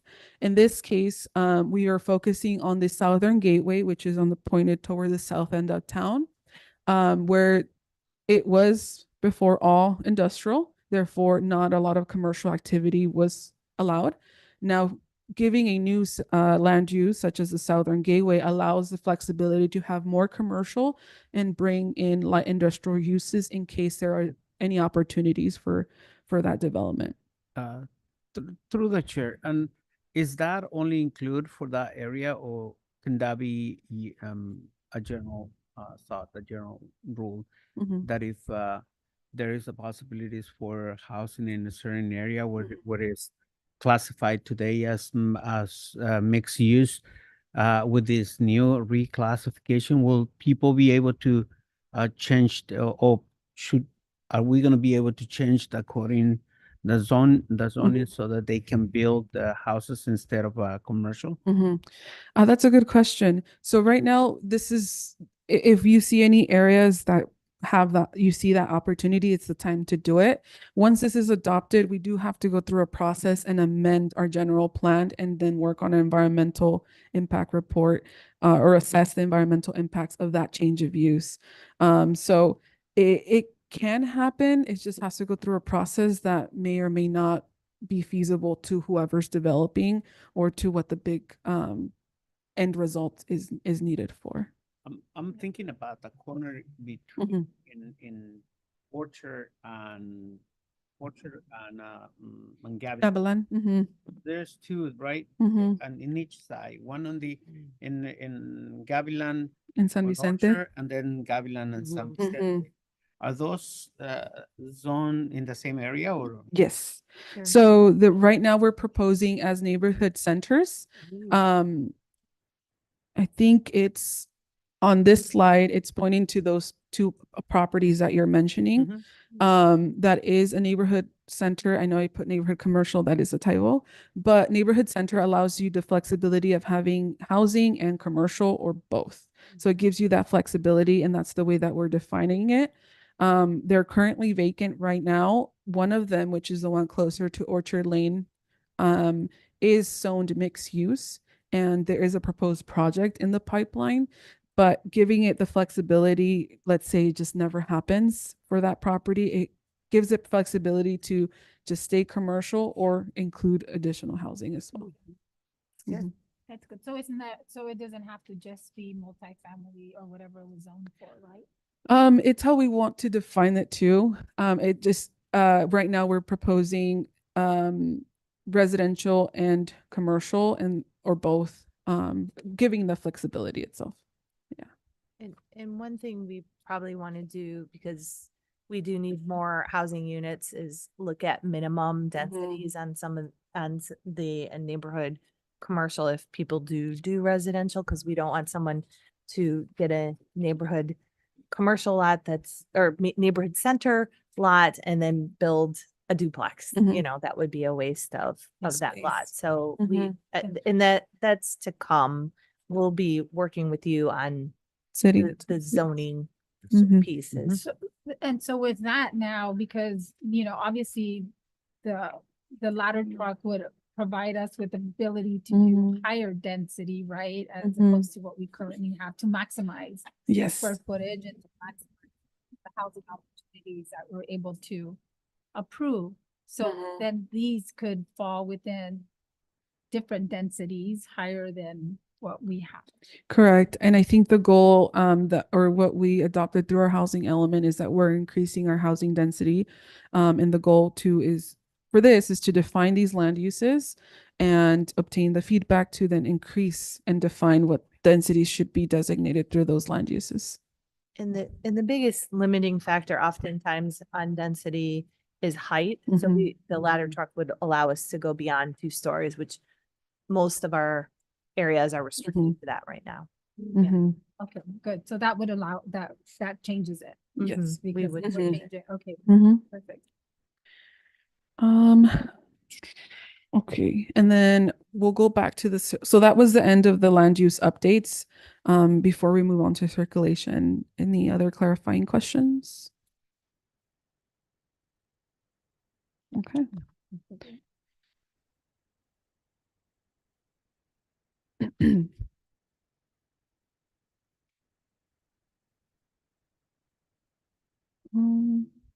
It'll be up,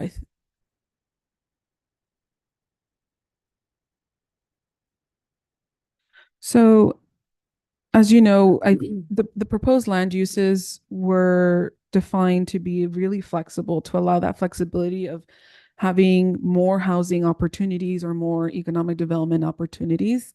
So that really will set the base map for what our general plan will look like, and ultimately is giving that flexibility, which is something that the Planning Commission also highlighted and agreed that we should continue in doing so as well. The other area that we also need to consider and be flexible is looking at our circulation map as, in order to make sure that the land use map is being reflected through the circulation map as well. So the purpose of this map is to show adequate circulation based on the proposed land uses. We want to capture circulation throughout the entire city from one point of town to the other. And similarly to the land use map, not a lot is really changing. This is just really defining what our main roads are, and accepting other minor edits, such as additional collector or arterial streets throughout town as well. We heard a lot throughout the community that we need a different safety improvements throughout town. And we definitely see that and understand that, and there's a lot of work going towards that. As we are reassessing this map, one thing that staff is trying to do before the final map comes back to the council for a final acceptance is to remove the proposed improvements from the circulation map to really just highlight the connectivity throughout town. The proposed improvements will be highlighted through the circulation element and really will be talked about and analyzed individually and provide any policies and programs to help with those types of improvements. So we're not saying that we're not going to focus on those improvements, but more so the purpose of the circulation map is really to just highlight the connectivity between one point of town to the other. And the improvements will be captured through the circulation element and will be analyzed independently throughout as well. Next slide. So yeah, just to go back on that, because I know we obviously have a lot on the circulation. We've done like the safe routes to school, right? And there's all these different studies that go in line with this, right? Where obviously all of that also includes the circulation. So that's taking into account what we have. Correct. Okay. And then the other thing, because I know the big project when they did the safe routes to school, the pilot project was the underpass. Yes. I mean, there's many, but the gateway Pinnacles Gateway is another one, but Mhm. taking into consideration the connectivity, especially as more commercial is on that side, we want people to be able to have that pathway to be able to connect. Correct. Yes. And that brings us to the next slide of those proposed improvements and what currently is there. So we highlight the main roads, which in this case, it's Front Street. But how do we really connect the downtown area as we have a new downtown land use? How do we really connect it to the rest of the town that is not just to stay in downtown? So we're adding proposed bike lanes or proposing new bike lanes and increasing pedestrian safety. But through the circulation map, we're just highlighting those connections, and those improvements will be analyzed independently throughout the circulation element, where you probably will still find this map there. However, the circulation map will only have those connecting factors from one end to the other part of town. With that being said, the highlighting or pointing out the safe to school routes is that connection on the bridge. I think it's on the last slide, sorry. Yeah, the previous one. Thank you. Where the connectivity is still going towards the south end of town. And then we're also focusing on the downtown area, as I mentioned, towards the Gavilan Drive and Orchard Lane. Okay, next slide. One of the things that we also heard throughout the engagement process is, entrances and exits to and from Soledad, and also connecting Metz Road to the south end of town to help that connection for that residents that live over there are coming to the south end instead of going all around town. We understand the benefits of that, reduction of VMTs and other effects. But we wanted to highlight that we are proposing complete street circulation towards the south end of town by Metz Road in an effort to bridge in that connection and work towards that. I know in the past we've talked about the Pinnacles Parkway project, and we know that it's an important thing to do and connect 146 into Los Coches Road. And it'll be part of the policies and programs in the circulation element for a goal to this, for us to continue pursuing that goal. Yeah, thank you. So because the Measure X money was also Pinnacles Parkway was part of that designation with the Measure X money that was exempted from some of the 60% allocation that all the cities get. So we still we're redesigning it to be able, because I know the prior Pinnacles Parkway project had a bridge that was just cost prohibited. So this is the future Parkway Trail and complete streets with a redesign. And ultimately, I think what was proposed before was going outside of our city limits and making that connection. But we do have to comply with LAFCO policies and doing an annexation. So we don't want to highlight that in the circulation map in case it's not feasible, but we want to highlight it because that is still a goal of the city to make that connection or work towards something that connects street and something more feasible for the city in case there's no funds for that in the future. Okay, next slide, please. Again, some of these improvements will be analyzed independently, and I think for the purpose of the circulation map, we will be removing that just so that's not confusing, because that's where we thought, or we saw that it was a bit confusing about those proposed improvements that may or may not work in the future. However, we understand that this will set the connection between streets will set a baseline of where the improvements should be or should be analyzed through. Okay. Question. Yes. I think it is part of the improvements. If you look at the the image on the right, there is 2 proposed lights on Gavilan. Are those just proposed or is planned to make it happen? Right now, it's we know there's a type of improvement being proposed, or it's streetlights. We do see that there's two back to back, and that's something we want to reanalyze. Again, this is something that is not final, that we still can make changes to, but what we should focus on is more on the street network, and then that will help us reassess those improvements once again, and then bring it back to council before we do a final acceptance of the general plan. Yeah, because in that one, those two corners, they have either only one street, like it's the place where Andalusia and the other, I don't remember. Gavilan and Granada.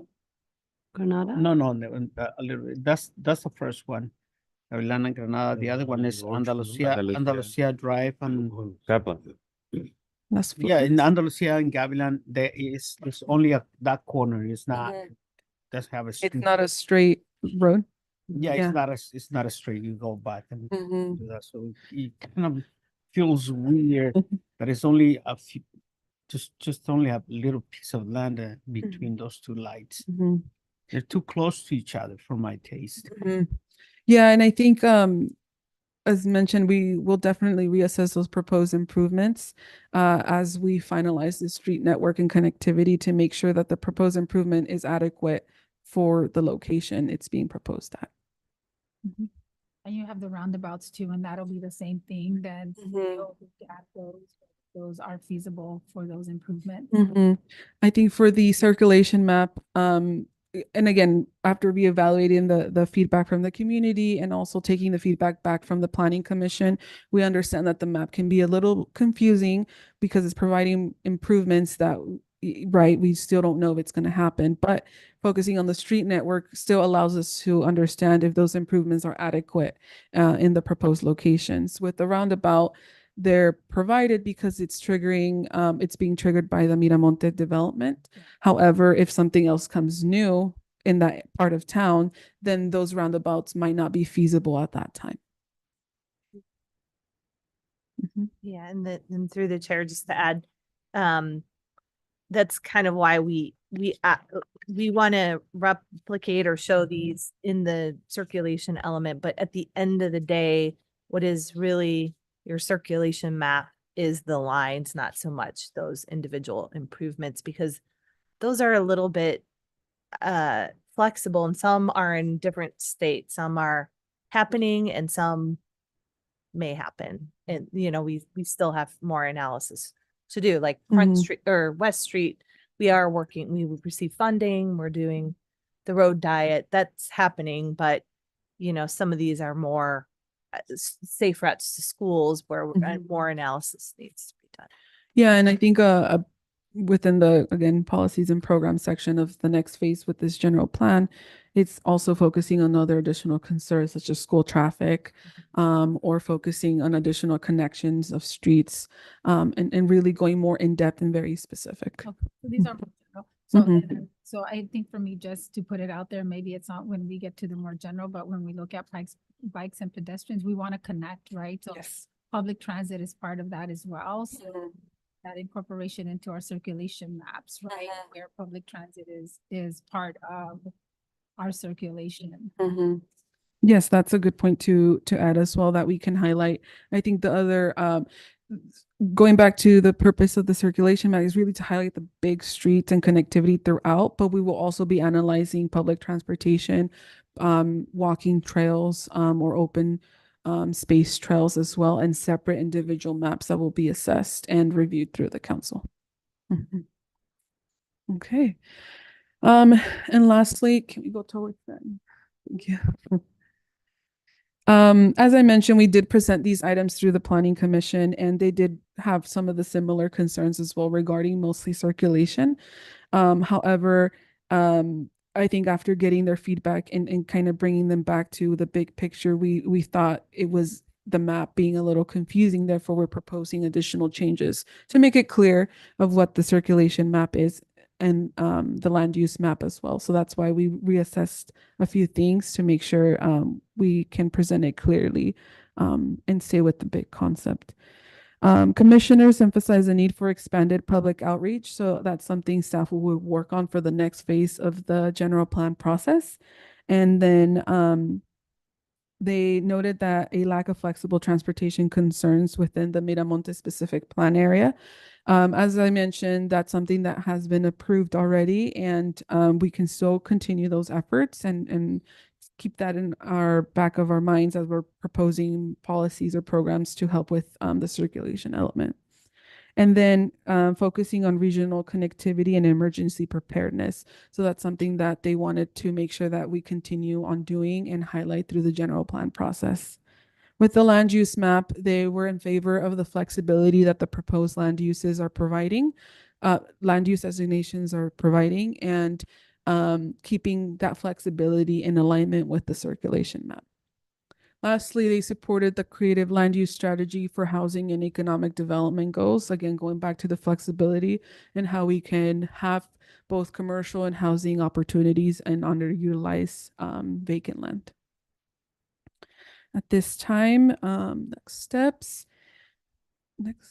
So if council accepts the plan, the land use map and circulation map with any proposed edits, we will work on generating the full general plan. This really creates the basis and again, provides us a project description of what we need to analyze within the environmental impact report. We will have community comment on the draft general plan, which again, will focus on engagement throughout and go through the environmental review process that is a state requirement.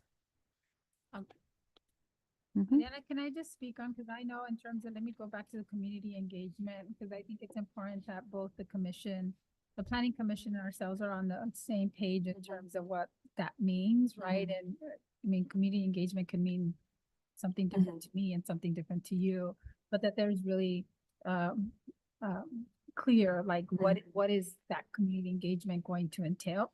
Because I know when we started this process back in 2021, and the funding that was allocated to the planning process, it included extensive community outreach because we wanted feedback and we wanted people to understand what this, this was our 10, 20-year roadmap. And I know then it had to scale back because of the cost of because of the cost of the document, right? The general plan cost is very excessive. We didn't have all the money. So that came back to the council, and former council decreased that money, decreased that portion reluctantly because we didn't have funding. So I just want to make sure that when we talk about community outreach, that I think the council and the planning commissioners really get clarity from the team as what is that community engagement going to entail? Where is that going to be? When is that going to take place? And that there really is a plan in terms of where that outreach is going to happen and during what phases. Yes, the Planning Commission did highlight a lot on that as well. They directed staff to also not just focus on social media engagement, but also focus on community events, focus on sports events, as majority of our community does favor go out to the fields like the Little League events, in other community areas.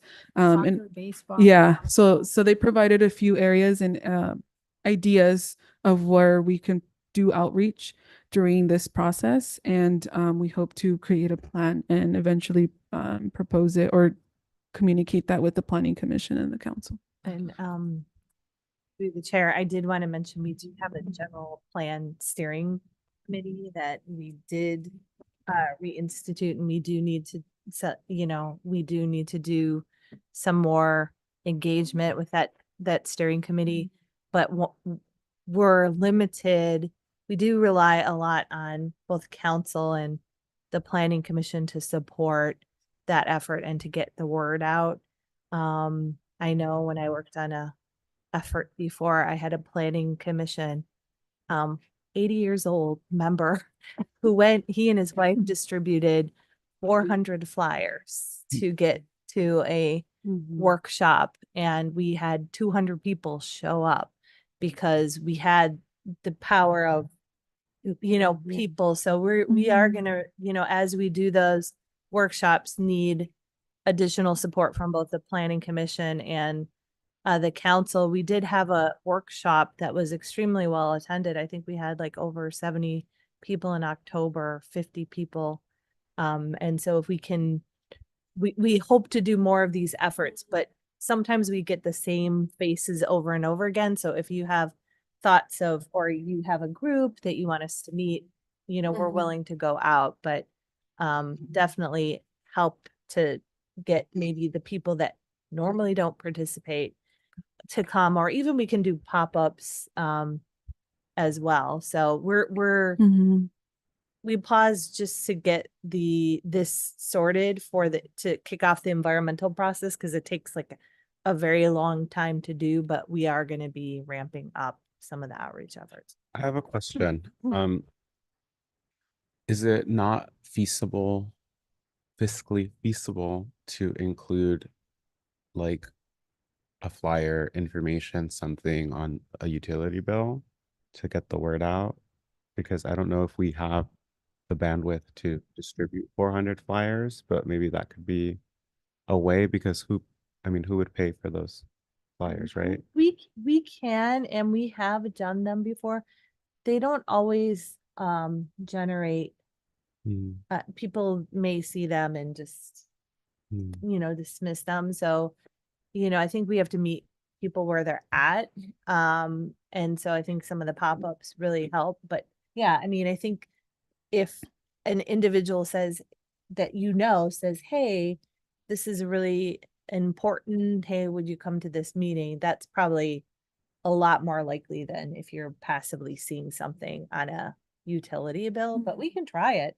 Like, I'm all in favor of, you never know until you try something, right? So I think we could try that and see at our next kind of workshop, does that generate new Yeah. people coming? I mean, I know other cities utilize that. Obviously, I know there's a cost, but I think it's important for the council to understand the cost as well, to be able to say, if we do this, you know, how much is it gonna cost? So we're really also very cautious about how many times we do that and for what purposes, right?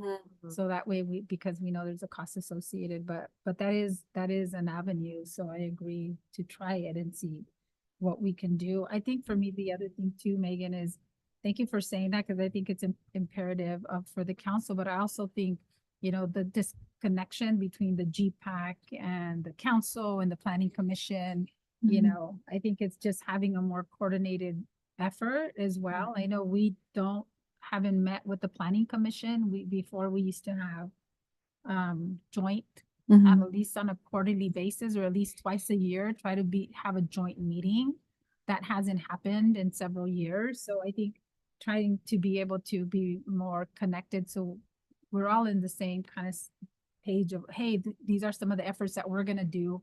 How do you help us? How do we help each other? So everyone is working toward that. So now, instead of just having, you know, the members of the GPAC, now you have the council, and now you have the planning commission, like, supporting that. I know the NJROTC students also have been really fabulous, and they've been underutilized, and they have community service hours that they want to do, like what we had with our youth planning commission. I know when I did, but that was several years ago, the neighborhood cleanups, we all went door to door. I mean, we had flyers and we distribute flyers, like, you know, door to door, knocking and doing that. So I know that they had reached out before, because they're able to do that, right? So just looking at, for the council, who are those, you know, individuals, groups in our community that we can really support, have them help us with some of the outreach efforts. I think also, to the chair, if I may add, going back to the bill, I look at mine online. I don't know if there's any additional cost for putting that on the utility bill online. That is another note. But to echo what Mayor Velasquez had mentioned, you know, I'm a go-getter, so I don't mind designating 4 hours a day and passing out those flyers so that way we can do it. So that's just me. Thank you. And I think we can keep informed of the engagement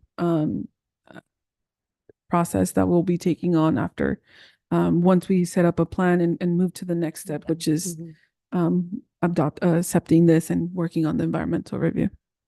And then just kind of going back a little bit to the point of having like these regular meetings, or just like knowing who these folks are.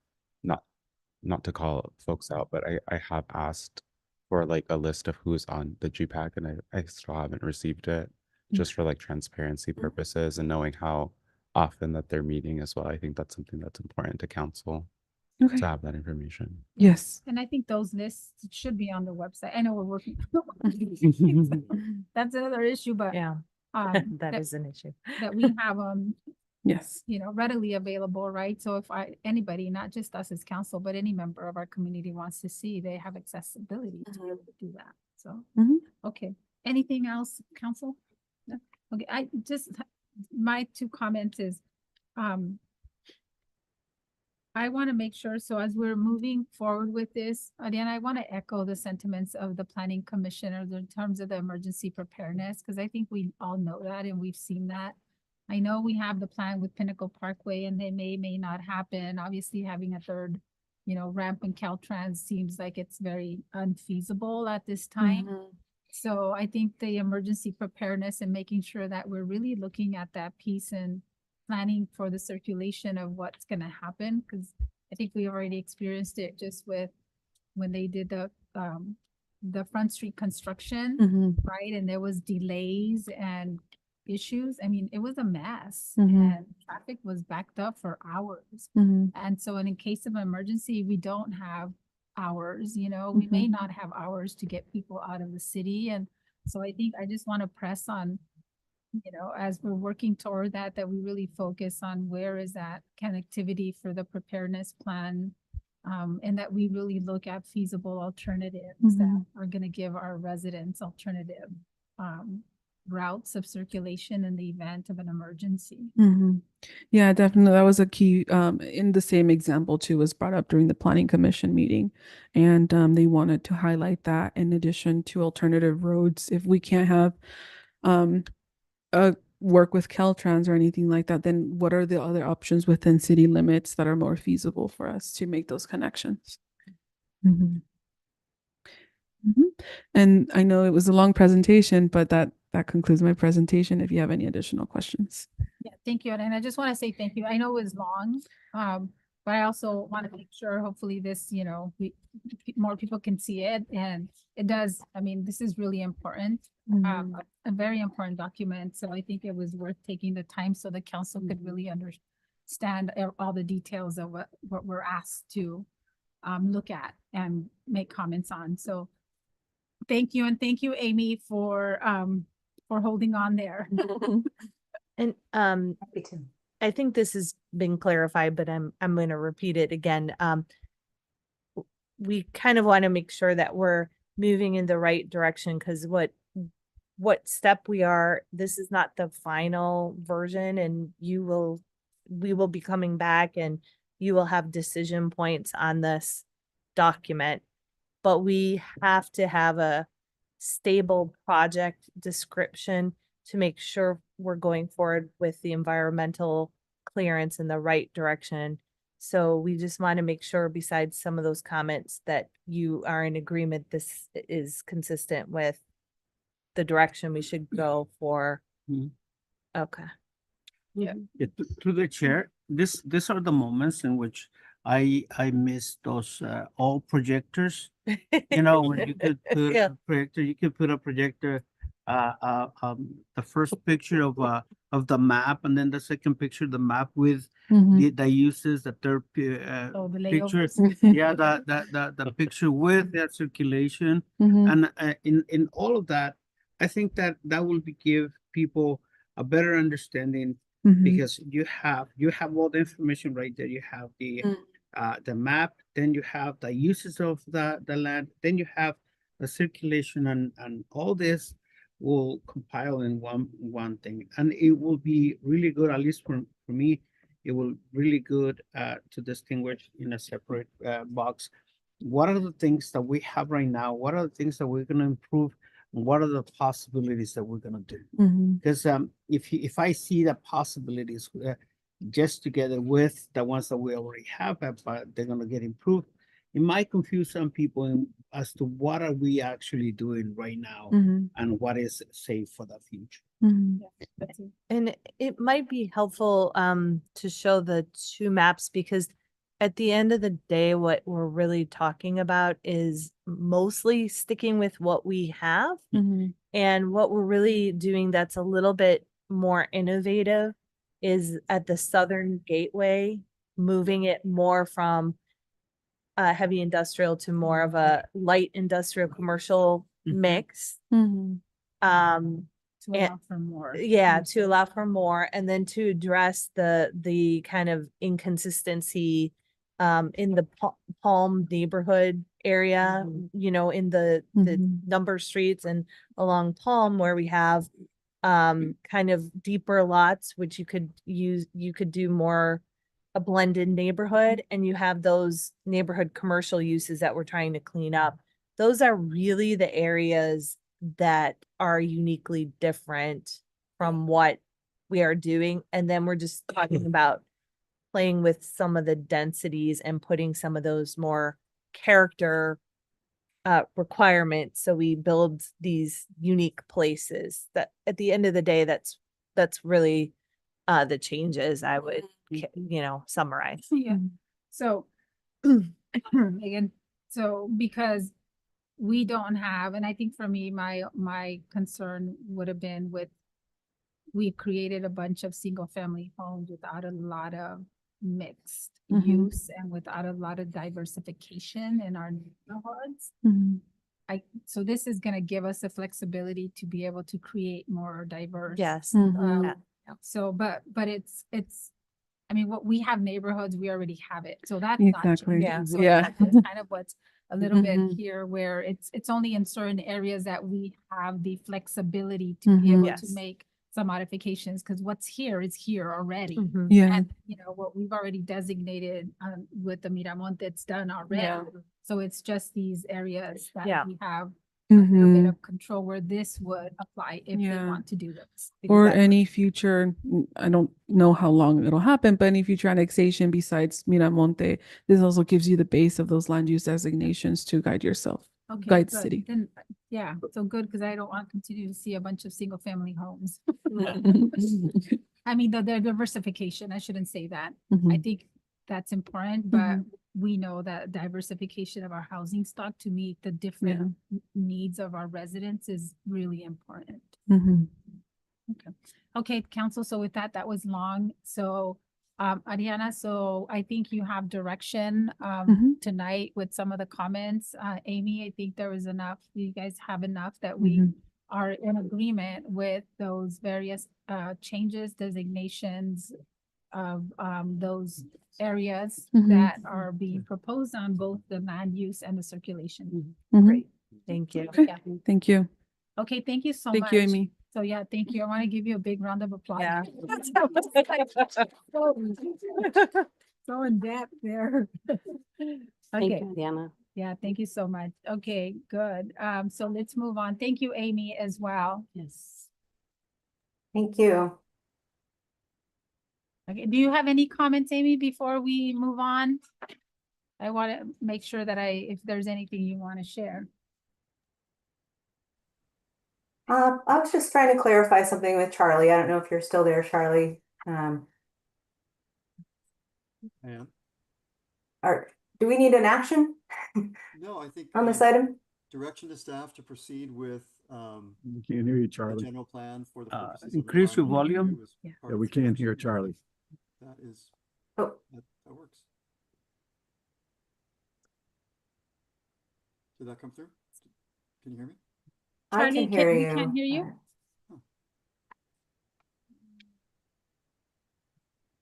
Is that better? Charlie, we can't hear you. Oh, Is that better? yep, Yeah. now we can hear you. Okay, yeah, no, my understanding through the chair and from the mayor is that we have been approved with direction to staff to proceed with preparation of the environmental document and the draft general plan based on what you've heard tonight with your direction.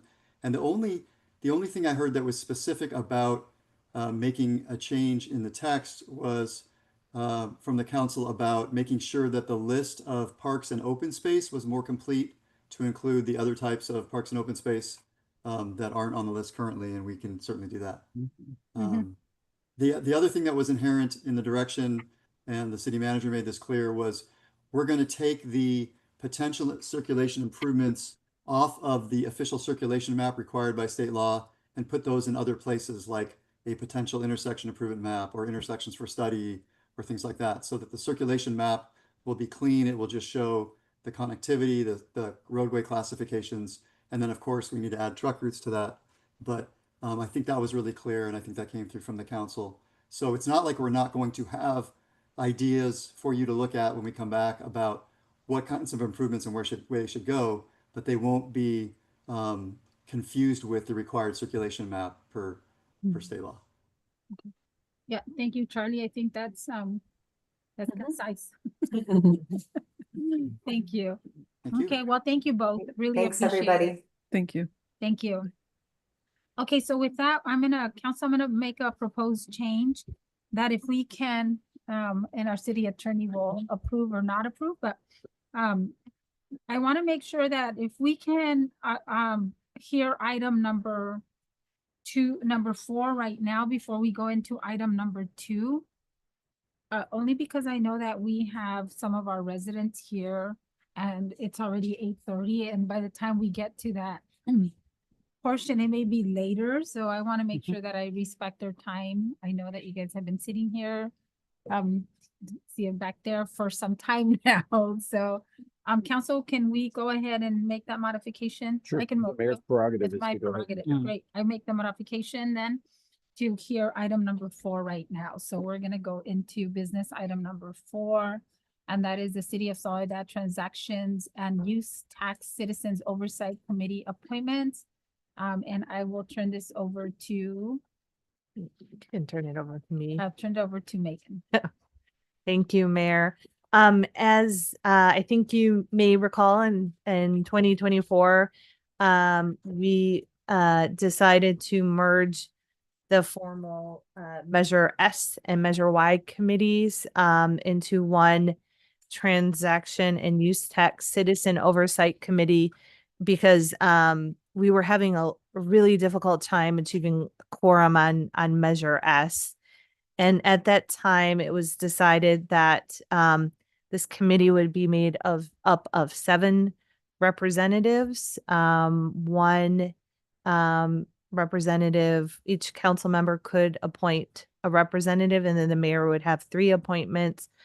We also wanted to make sure that we had, we found folks that represented seniors and youth, and in some of the work with animals. And so we have been putting it out on social media that we need committee members. We had one who has been hanging in there for some time, Eugene Ivy. I'm sorry, I was going to call you Eugene Levy late tonight. Mr. Ivy. And then we got 2 other applications. I think we are still 1 short of a quorum, but it's, we are going to continue to try to work towards that. And if I just will make another plea to council members. If you know of people who'd be willing to serve on the committee, we can get the committee started as soon as possible. The first meeting will be to provide an orientation and an overview. And then what we'll probably do is set a schedule. And then, based on the majority of the committee members, what day works for them, and we'll set a schedule. And then if we don't need a meeting, we can always cancel meetings. It's harder to schedule meetings that aren't on the calendar. So that's how we would move forward. And hopefully that avoid some of the quorum issues. We have 3 candidates. They're all, qualified. They're, members in the community. I think I put a little information about each of them. We have someone from law enforcement, which is great because obviously Measure Y it helps fund fire and police largely. We have someone from the school perspective, which is really great for recreation and understanding youth services.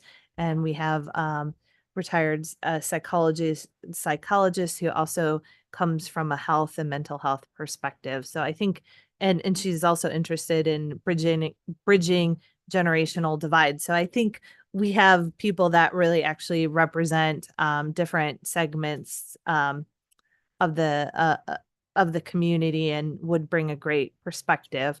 Now, I think in the end, I may have made a wrong assumption that 2 of the 3 candidates would serve as the mayor's appointments, but I think,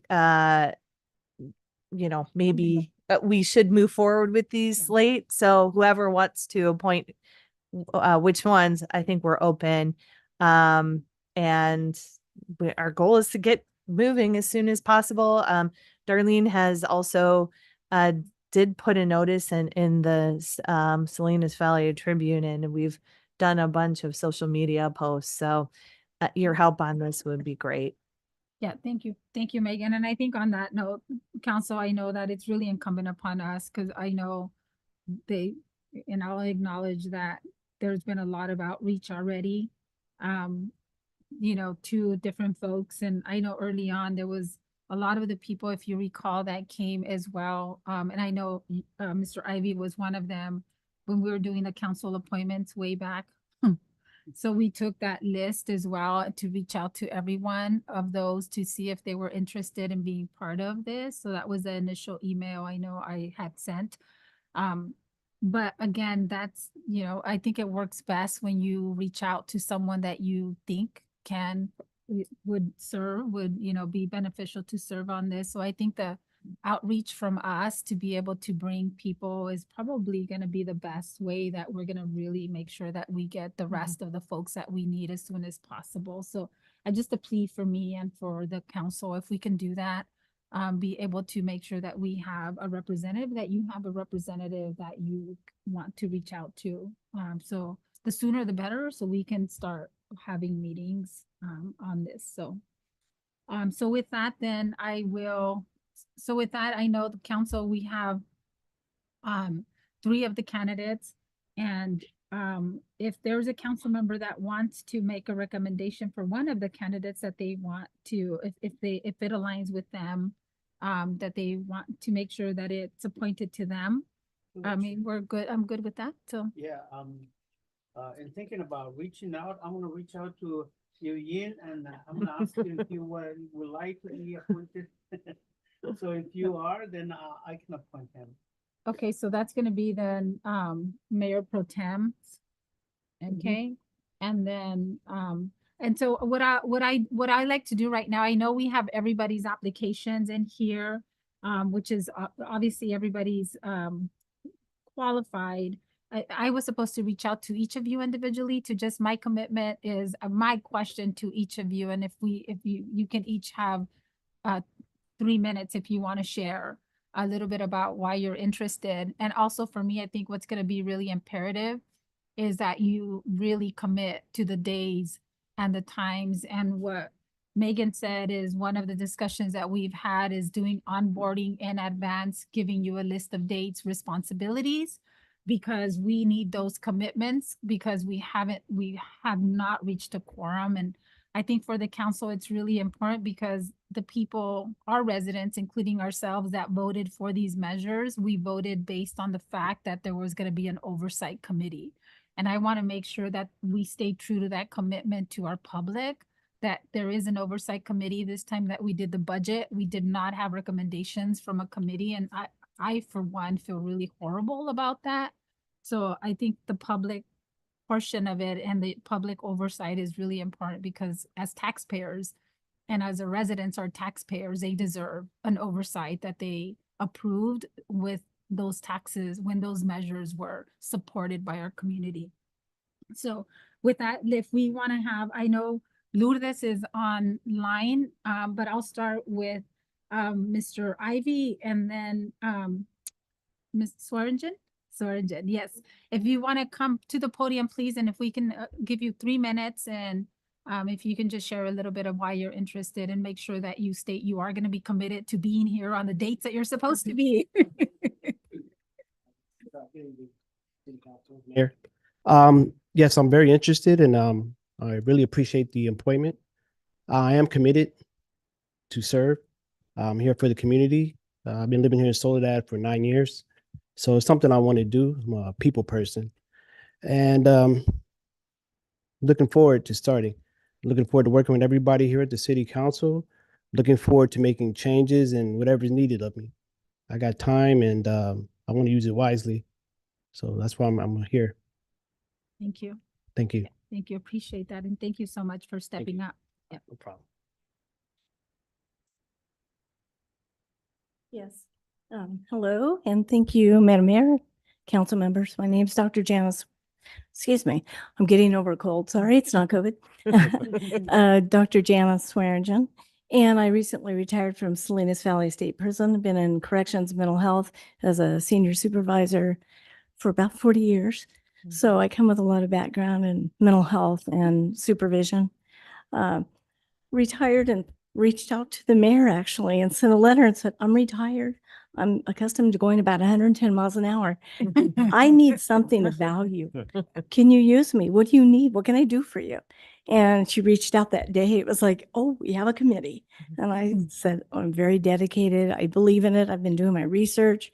And we moved out here like Mr. Ivy about 8 years ago from Corral. And I can tell you, my son and daughter thrive here. My son was the only brown boy, he was called, in Corral. No, I'm serious. My son, Mateo. And we came here. We're the minority, and that was our goal. And he's thriving. And I can't tell you enough about your school system. It's amazing. Absolutely. I could give you names. They're tremendous people. But I'm dedicated, accustomed to being in meetings all day and evening. And I'm eager to get started. Good. Well, thank you so much, Shannon. Thank you so much for reaching out. So I'd be glad to make sure that you're the mayor's appointment on this one. So thank you so much. Well, thank you so much. Appreciate it. Thank you. Okay, and then we have Lourdes Infante, and Lourdes is on she's on Zoom. Lourdes, do you want to unmute too if you would like to share a few words?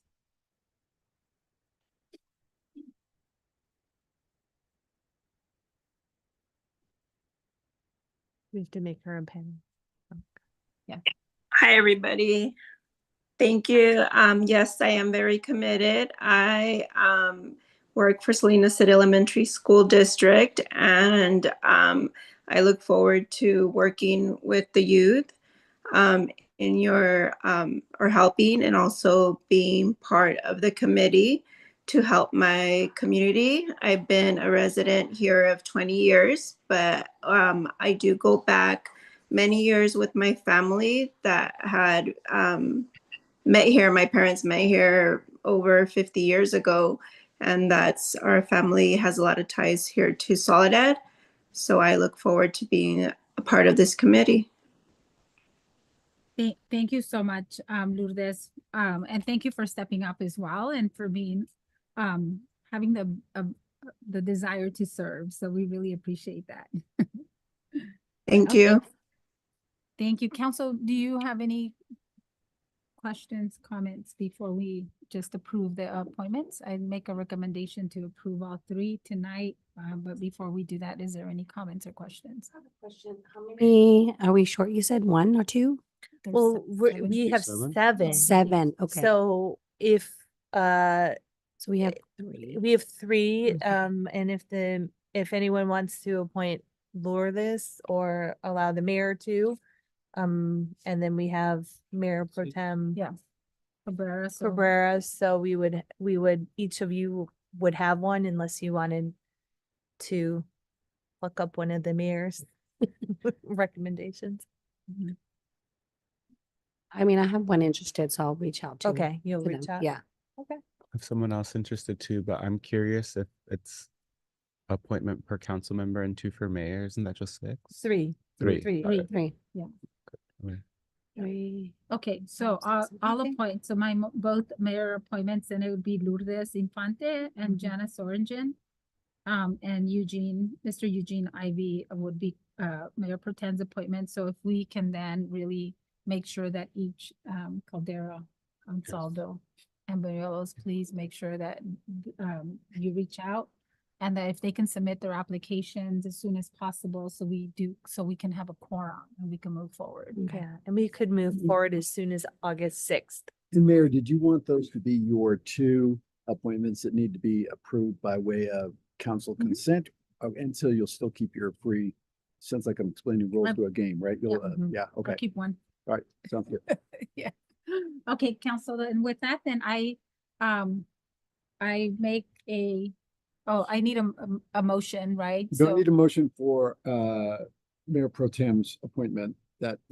You can do that on your own without council approval. You have two that require council consent and you have one that does not require council consent. Okay. So just Right. the two of you. Okay. So that's why I was asking, do you want to make your two with the council consent? Or do you want Oh, to yeah. split them? Yeah. Yeah, okay. let's And then do you'll that keep because then I'll keep my other your one. free spin or Yeah. whatever we want to call it, right? Yeah, where I don't need approval. So I approve, You just need a motion. need a motion.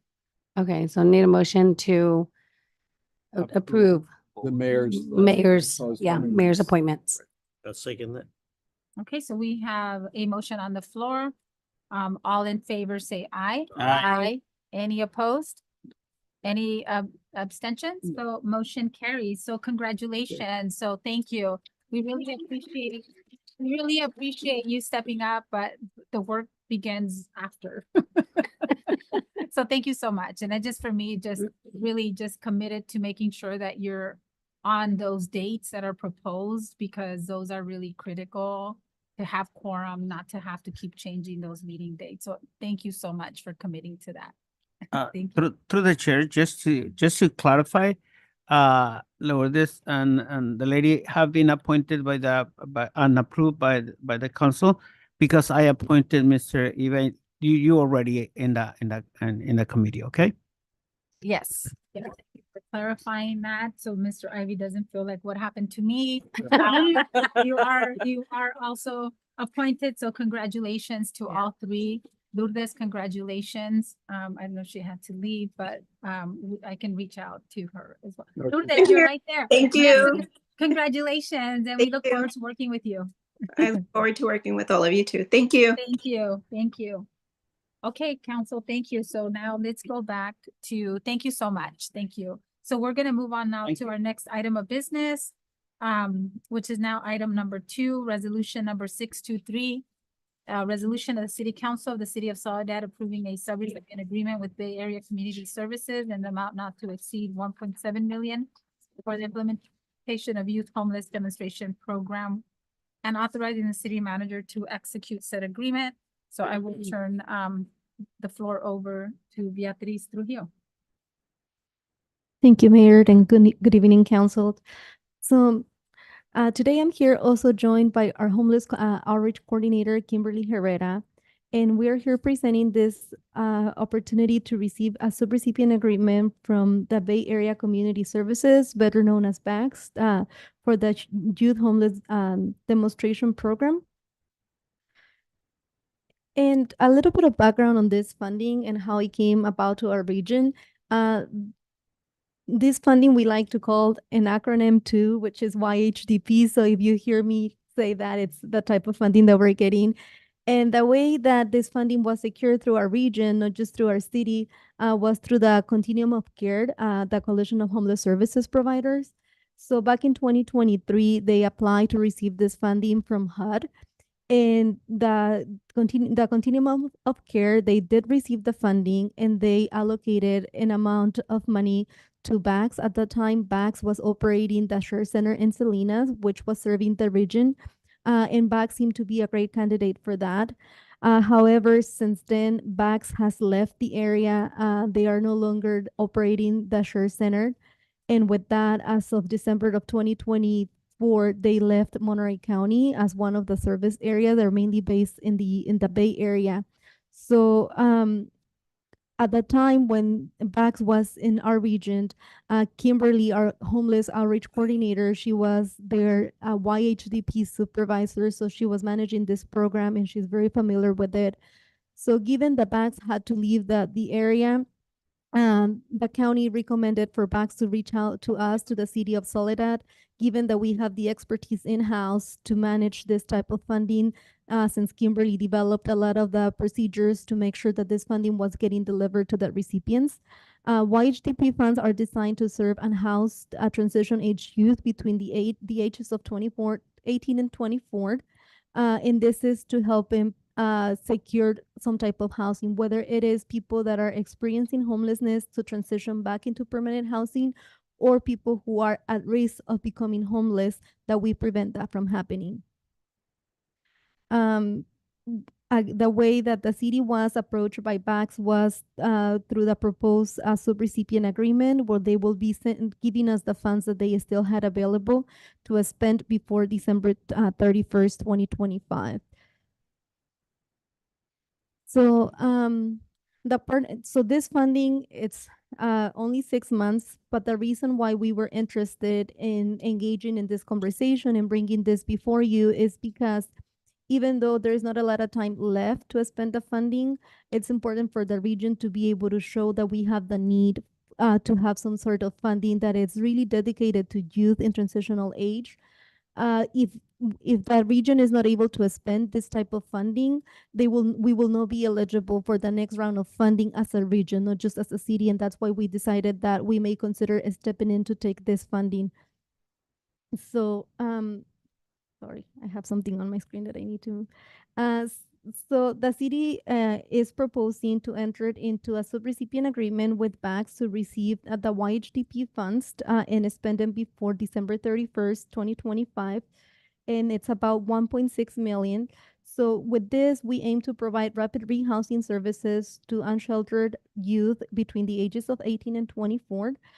We also have made it clear that we would like to prioritize Soledad residents. From our encampment resolution fund, we have at least one participant that can benefit from this program. But our priority, we have made it clear that it's to serve our residents and then to serve South County before serving other parts of the region, and that we will do our best to spend as much as possible, but we may not be able to spend the full amount that is available. However, we want to demonstrate need in the region. In order to do that, we think that we have to foster and leverage the existing partnerships that we have. So we will like to work very closely with the Coalition of Homeless Services and the providers within their network. So the proposed funds can be used for a couple of things. So rental subsidies for the next 6 months, but this includes rental arrears. So even though we only have 6 more months left, if people had arrears from the beginning of the calendar year, we can still bring them up to speed on their rent. We also can provide in any type of case management. We can also provide housing navigation. We can help with utility and security deposits. We can pay for their application fees. We can also provide transportation, and we have money allocated for administration. So what we are proposing, and I'm sorry. I think I left the slide out with the summarized budget, but it's part of our staff report. So we have money allocated. I'm sorry, give me 1 second. I'm sorry.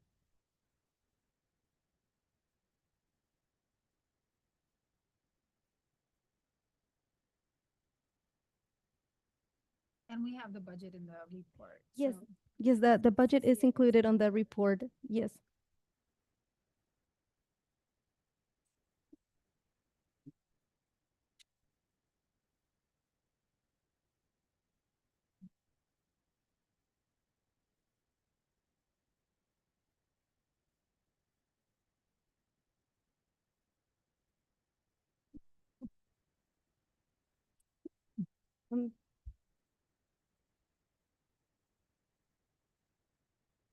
Beatriz, can you provide us some slides afterwards? Yes, I can provide the slides for sure. I apologize. My computer logged out of my document.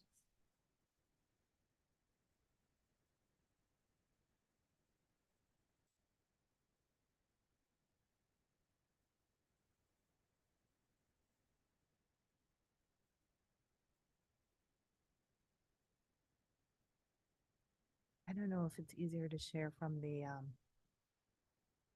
public hearing Actually, yeah.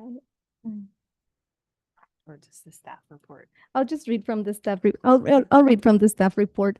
So we have 734,000 allocated for salaries. We know that that's no something that we're able to spend before the end of the calendar year.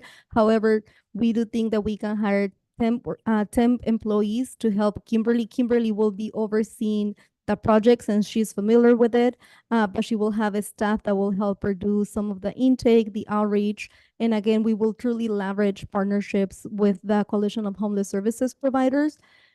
This project, no money has been spent in 2025, but it's not because of the lack of need, it's because nobody was able to manage. So we hope that we can tap into the existing interest list to start processing payments. So for moving costs, we'd have 123,000, which is that can include relocation assistance,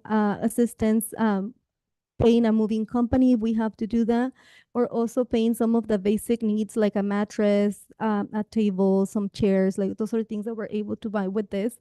For rapid rehousing, we have 660,000. And this is, I think, the most straightforward is making sure that if people have rental arrears, that we can pay for that. Or if people for some reason are getting laid off and they don't have any arrears, but they need help with their incoming rent, that we can also help them with those expenses. Sometimes in order for people to be able to get back on their feet, we need to make sure that they can get to some of their appointments, whether those are medical appointments or if they have CalWorks or some type of government assistance, making sure that they're able to make it to their appointments is a big component to making sure that they maintain their permanent housing. So we have allocated $49,000 for transportation costs for mileage. And we can also help them get we have money allocated for supplies for the program. We anticipate having some printing needs or some type of outreach needs. And for that, we have $9,000. We also have money allocated for IT needs, which is $3,000.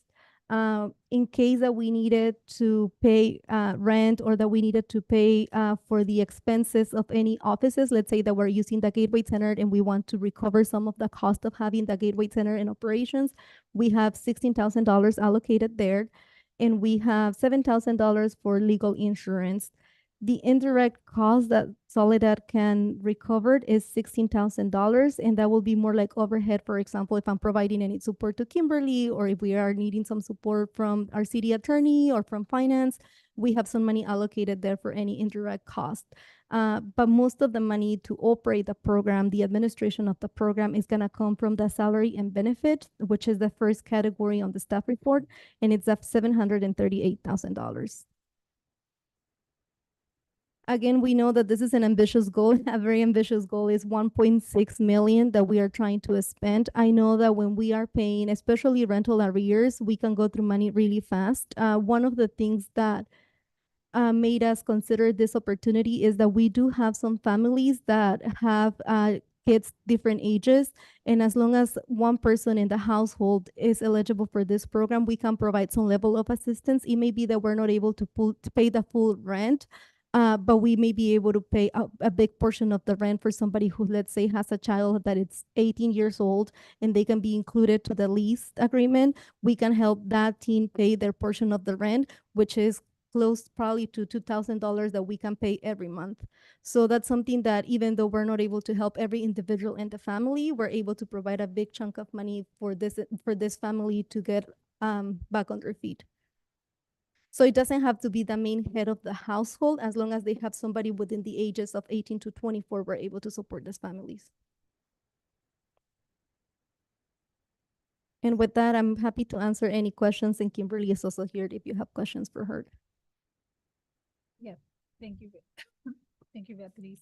Let me take it out to the public before I bring it back to the council. So any members of our public that are here in our chambers, have any comments on item B2? Okay, seeing none, then any members of our public that are still joining us via Zoom have any comments or questions on item B-2? Okay, seeing none, then I will bring it back to the council if there's any comments or questions at this point in regards to the information provided on B-2. I have just a comment. Going one by one or just what? Yeah, I think, so let's start, with, yeah, so we can just, Do you have any yeah. comments? Well, let's go, Mayor Pro Tem, you can go. Okay. Yeah. So just that I got all the information. So we have the grant is for $1,700,000, right? And then we have an ambitious plan to spend 1,600,000 and something. So it's not that ambitious. It's just enough, right? And we have say 6 months to do that. So the total amount it's 1.6 million. So 1,647,321 is the total amount that includes administration costs, but also direct services, which is payments for rent, utilities, moving cost. Mhm. And the 6 months is only, we have to spend the money in 6 months. Yeah. Through the chair, but just a point of clarification, we're asking up to 1.7 million because there may be something coming to us that, you know, an extension or something else. There could be more money thrown at us. So we just put it up to that amount. The grant is 1.7 million, because that's in the report. Yes. Yeah. So, Bax is retaining some of the administrative costs. But we're thinking if towards the end of the cycle, if they're not using their money and they want to pass it over to us, that we have enough wiggle room to take that remaining funding and spend it in case that we have the capacity to do that. So we also offering welcoming hands, right? So in case they. Yeah, normally when we have these contracts where different agencies are keeping some level of administrative dollars, we always want to leave a little bit of flexibility to bring in some money so that we don't have to come back for $30,000 or $15,000 that we can just take it in and spend. That makes sense. Yeah, Okay, thank good. you. Okay, Councilmember Ansaldo Sanchez? Yeah, I was curious. Well, first, I think this is a great idea, and I recommend that we move forward with it. But I'm curious to know if we're able to like work with, for example, the Housing Resource Center of Monterey County. I know that they provide a lot of these services, and would appreciate being able to connect some of the folks that may have reached out to them that they're not able to help right away. Yeah. Okay. Yeah, we A definitely. lot of residents. I mean, they do have a lot of people from South County and from Soledad. We definitely want to reach out to them. Our adult schools or continuation schools they have teen parents. We want to reach out to the health clinics as in addition to the providers that are within the continuum of care. We also want to reach out to our clinics, health clinics, adult continuation schools. And if you have any other ideas, we welcome those. Yeah, I think I know Hartnell and FPC is in Monterey, but they still serve some students from South County, have basic needs centers as well that we might be able to tap into. Yeah. And the epicenter as well, Yeah, that's because correct. they have a lot of, they have a lot of, teens within that age group, that 18 to, what is it? To 24. 24. 18 to 24, so they already have a lot identified in this area as well, so getting the list that they previously had, but also getting that, you know, their input. I know that Mayor and I have contact with the epicenter, and we're able to provide that as well. Okay, thank you. Yeah. Okay, thank you. No additional questions, comments? I have a comment. Thank you also, Kim, for, joining and bringing us to Soledad. This is great. This nonprofit agency, which is what Bay Area Community Service, it's exciting. But I also wanted to echo what Mayor Velasquez and Ansaldo mentioned. Maybe we can also connect with the Sun Street Center, here too, because they have also resources where they're able to, network, with these adults, young adults. No other questions, comments. Yeah. Thank you. Yeah, thank you. And there's gonna be an upcoming symposium. I think that Sun Street Center is convening. I'm trying to remember the correct name. But that's good for us to attend to see what other groups are gonna be part of that, because they have a large network with Sun Street Centers. Yeah, we will definitely lean a lot on partnership to make sure that we are reaching as many people as possible because of the tight deadline. It's not that the need is not out there, it's just that we barely have the time. Yeah, it's awesome. Okay. Yeah, no, thank you. And for me, I just want to say thank you as well for bringing this. I know it's part of our housing element that we have to be able to support our transitional youth. I know we had other things that we were working on, but this is great that I think it's important to be able to do that. 6 months is a little bit scary for me because I know in working in programs, when you have this much money to spend and there's all these other things that need to get done, and it's not necessarily that we can't do it, but just because there's processes, right? And sometimes the processes are what delays the expenditure of the funding. So that's my only concern. So the sooner that you get a framework in terms of, what are the next steps? And I'm glad that, Kimberly's familiar with it, but I also know planning and focus with a 6-month deadline to expend that much money is, it's gonna take a lot. So I just, for me, this is great. I also want to make sure we're still committed to continuing also in your capacity and Megan's capacity, some of the other projects that we want to move forward so that we're still committed to both.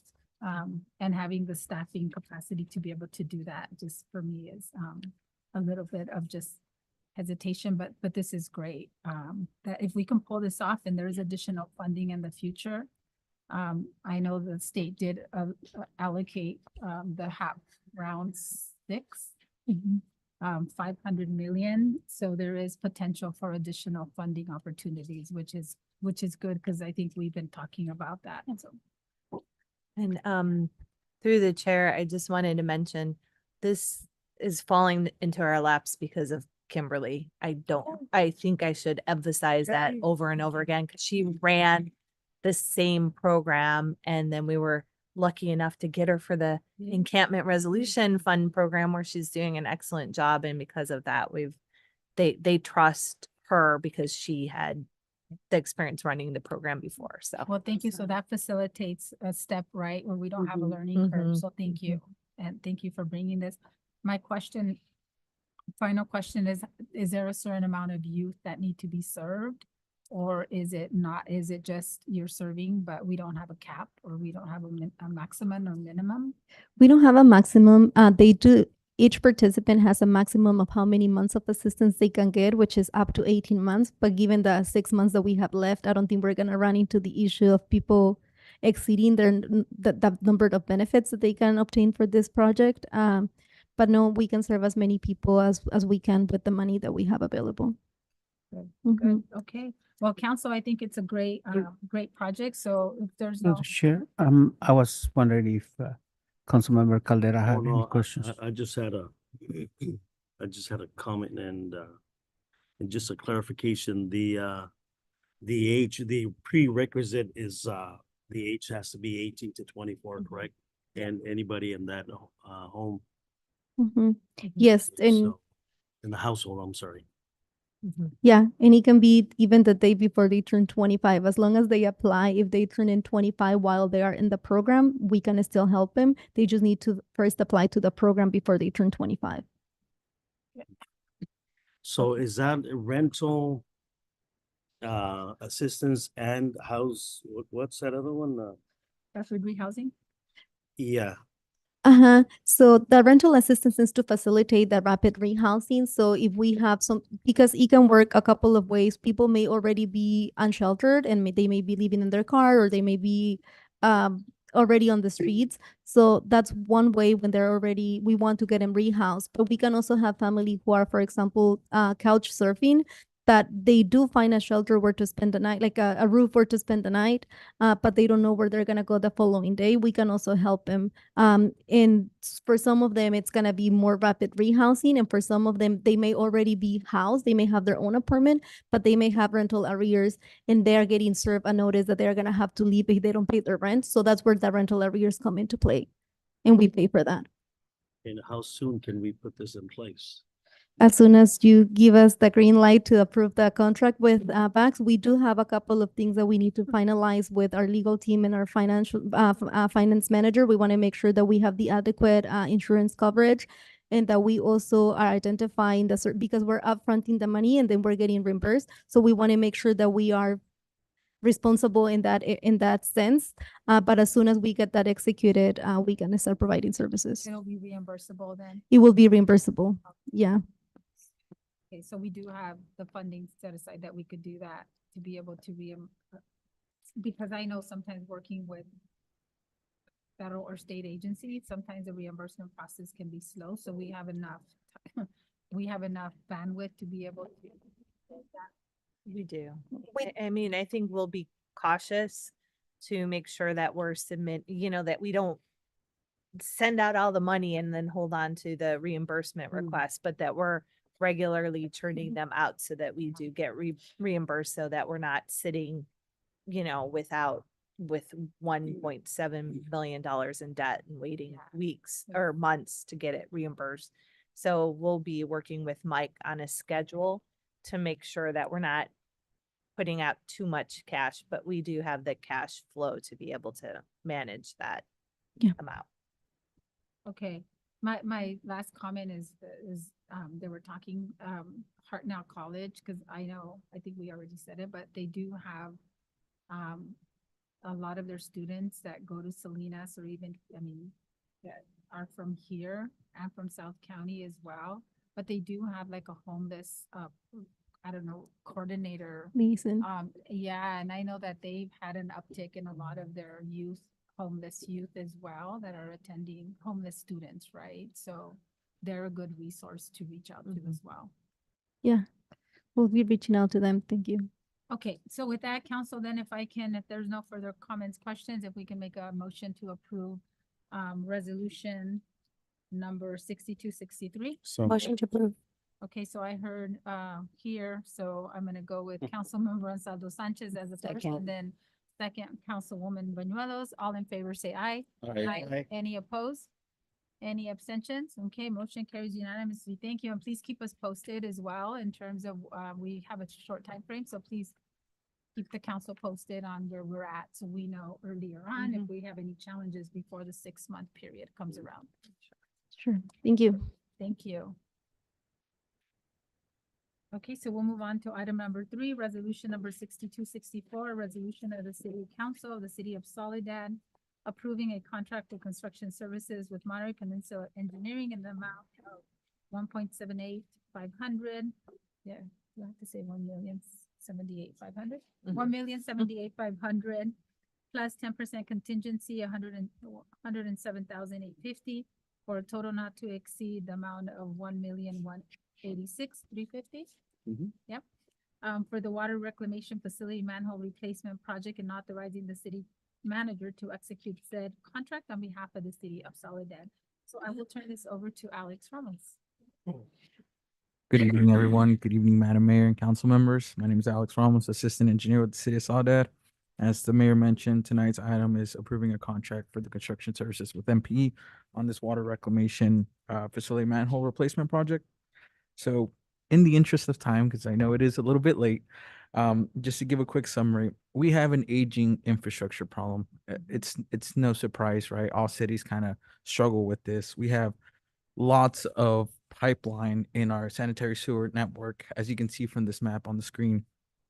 It consists of several miles of pipes, over 100 manholes, and over the years, the city has done traditionally a great job of upkeeping the utilities with the recent completion of course, the Dixie Street sewer and water line replacement project, manhole repairs as needed, whether that's sunken manholes, replacement of lids, little minor repairs here and there. And of course, with the upcoming highly anticipated Main Street sewer line replacement project that'll go simultaneously with the recycled water project. But the attention is now kind of needed on the other side of the highway of 101, which is along the farm field. We have large trunk lines traveling across the farm field, as you can see there. I know it's a little hard to see on the screen, but in detail, you can kind of see the relatively large sizes, the 15, the 24, and the 36 inches there. But these gravity sewer interceptor pipelines carry all of the city's wastewater under the railroad tracks, through the highway, buried through the farm fields, and essentially end up at our wastewater treatment plant. They were constructed as the city grew, and they range in age from 30 to 50 years old. That's pretty old for these infrastructure. And in addition to that, the city also owns and operates the large sewer line from the prison, the CDCR, under the farm fields and then towards the WRF as well. That was originally constructed in 1993, and it carries about 1,400 gallons per minute.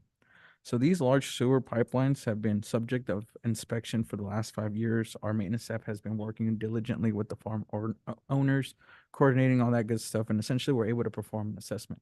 The results of that assessment essentially led to us identifying that the pipelines luckily are still good and will hopefully continue to stay good, but the manholes unfortunately are not doing so hot.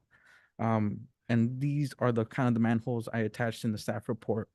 I know you guys probably haven't been to this exact one, but I can tell you it smells, and I can smell it through the the pictures. It's pretty bad. You too.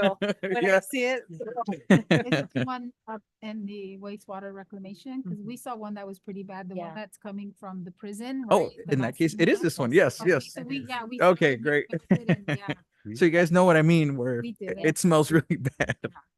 But essentially our maintenance staff had specifically identified a need to replace 11 manholes, this one being one of them. And I'll kind of skip forward this really gross one really quickly, but it's being eaten away from head to toe. The concrete's really not holding up. And this is the one that's kind of been left alone in the corner where no one's really touching it other than overall maintenance. So you can only imagine what the ones in the farm field can potentially look like. So with that being said, due to their long service life and erosion from the hydrogen sulfide gas this in the sewer system, this is kind of the result. We need to do kind of careful coordination with the neighboring farm owners as they're constantly active and using the farm fields around there. And due to the advanced deterioration of each of these manholes, relining them or doing any sort of other maintenance project with them, they're not going to hold up. They're not going to survive. They're crumbling. So we really need the replacement.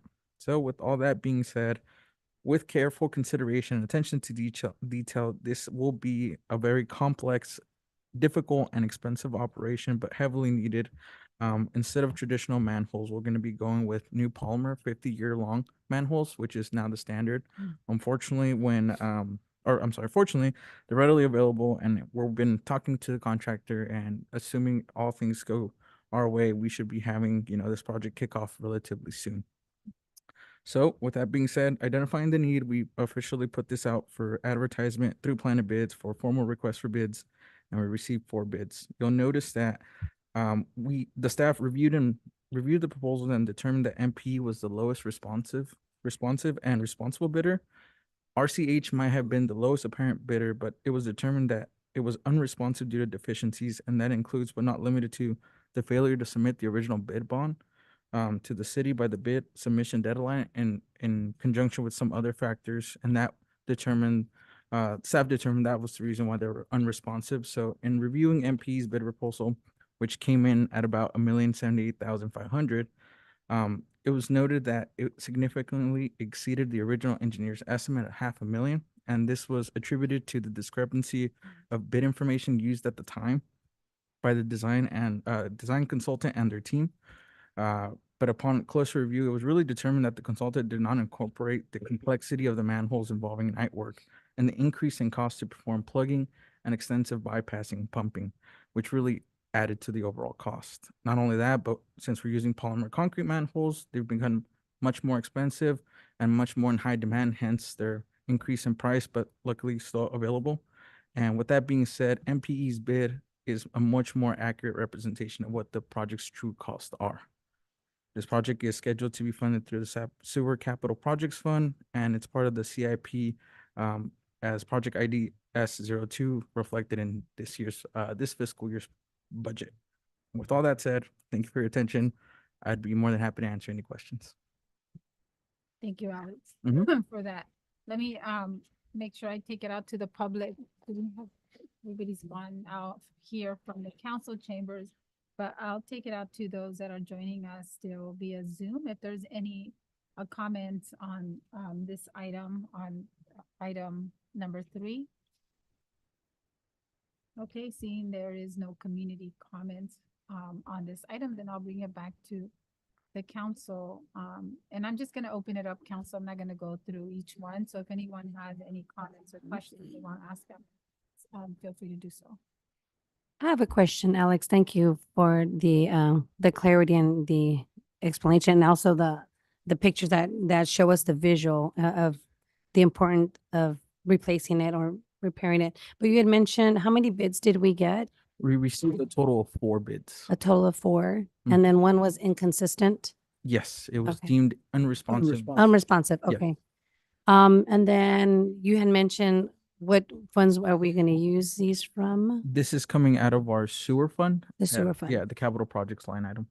Okay, all right, I just wanted to say that for the public. Sure Thank thing. you. Okay, anybody else? No? Okay, I just have one question because I know this is a connector from the prison, but the manhole is our responsibility, Correct. right? Okay. Okay, okay, council, so if there's no other questions or comments, then I'll entertain a motion to approve resolution number 6264. Oh. go- I'm sorry. I was just gonna clarify. Sure. I'm sorry. I forgot to say it. Because you did mention it, but just because I know that we just approved the budget Mhm. and that was included, that's one of the CIPs included. So it is a budget approved project, even though it was probably at a lesser amount. But Yes, because it of the was cost, it was increased, but there's enough money in the sewer capital projects. correct. Our CIP budget item was scheduled. It's actually quite right on line with what we actually see in the bids. The only reason we reduced it slightly was because we took out the design cost that was already performed. So that's why we see a little reduction there, but we have the money to do it. Okay, perfect. Mhm. Thank you, Councilmember Ansari. It was Caldera. Councilmember Caldera. Yeah, I made a motion. Okay, so there's a motion on the floor by Councilmember Caldera. Do I have a second? Second, Okay, second by Councilwoman Manuelos. All in favor, say aye. Aye. Any opposed? Any abstentions? Okay, motion carries. Great, thank you. Thank you, everyone. Okay, so we are down to the Right. last item. So city council discussion on Senate Bills 805 and 627 and legislative platform. And so I will turn this over to Megan. Thank you. Yes, I'm probably the best equipped, and I'll be quick, and I think council could provide some direction. There were Townsend Public Affairs identified 2 pieces of legislation, and I think there was a request from Councilmember Ansaldo Sanchez at the meeting on the 18th to look at Senate Bill 627. And so based on that, the legislative committee met with Spencer Street of Townsend Public Affairs to talk a little bit about 2 pieces of legislation, Senate Bill 805 and Senate Bill 627. Senate Bill 805 sometimes is crimes, impersonation, and law enforcement identification, sometimes known as the No Vigilantes Act. It aims to enhance public safety and law enforcement accountability by expanding existing laws against impersonating government personnel, including police officers and firefighters, by any means for the purpose of defrauding others. The bill also requires to display identification. I think some of this came into being with the idea that perhaps, immigration would hire bounty hunters to come into jurisdictions to arrest or detain folks who are undocumented. And so that's Senate Bill 805. And then the second one is Senate Bill 627, which is law enforcement for masks, which would prohibit law enforcement officers from wearing masks or personal disguises while interacting with the public during the performance of their official duties. There are some exceptions for officers engaged in undercover operations. These 2 bills are a little bit, in some, I think both the Senate and the Assembly are working on some modifications, but in any event, I think we were wanting to discuss to see if we send a letter of support.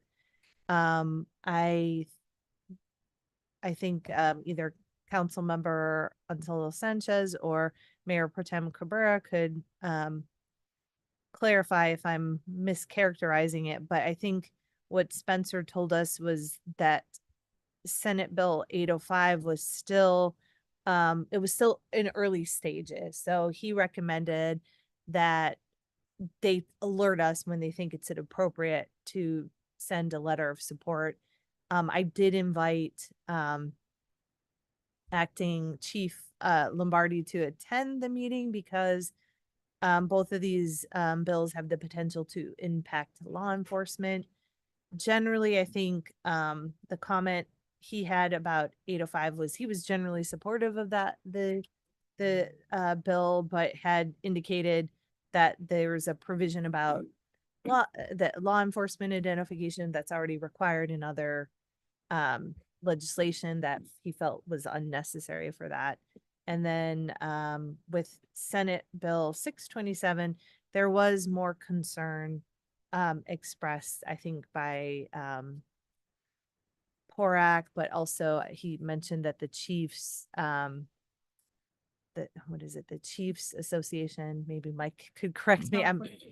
Yeah, so had they had concerns about 627 because they felt that generally speaking, it was a little bit limiting and didn't address some of the concerns where you may need to use a face mask, including personal protective equipment, and also that because the issue really lies with federal law enforcement, because of federal supremacy law, they wouldn't necessarily be subject to the California state law, and that currently in California you do have to display identification unless it involved in undercover operation. So it's kind of, again, somewhat redundant on the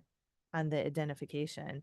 So we talked about what we would do for that, and maybe it's a situation where we kind of watch it to see how that, again, because both of the bills are a little bit in development, and see how that goes, but generally support the idea of the legislation with the understanding that we want to make sure it addresses some of the law enforcement concerns.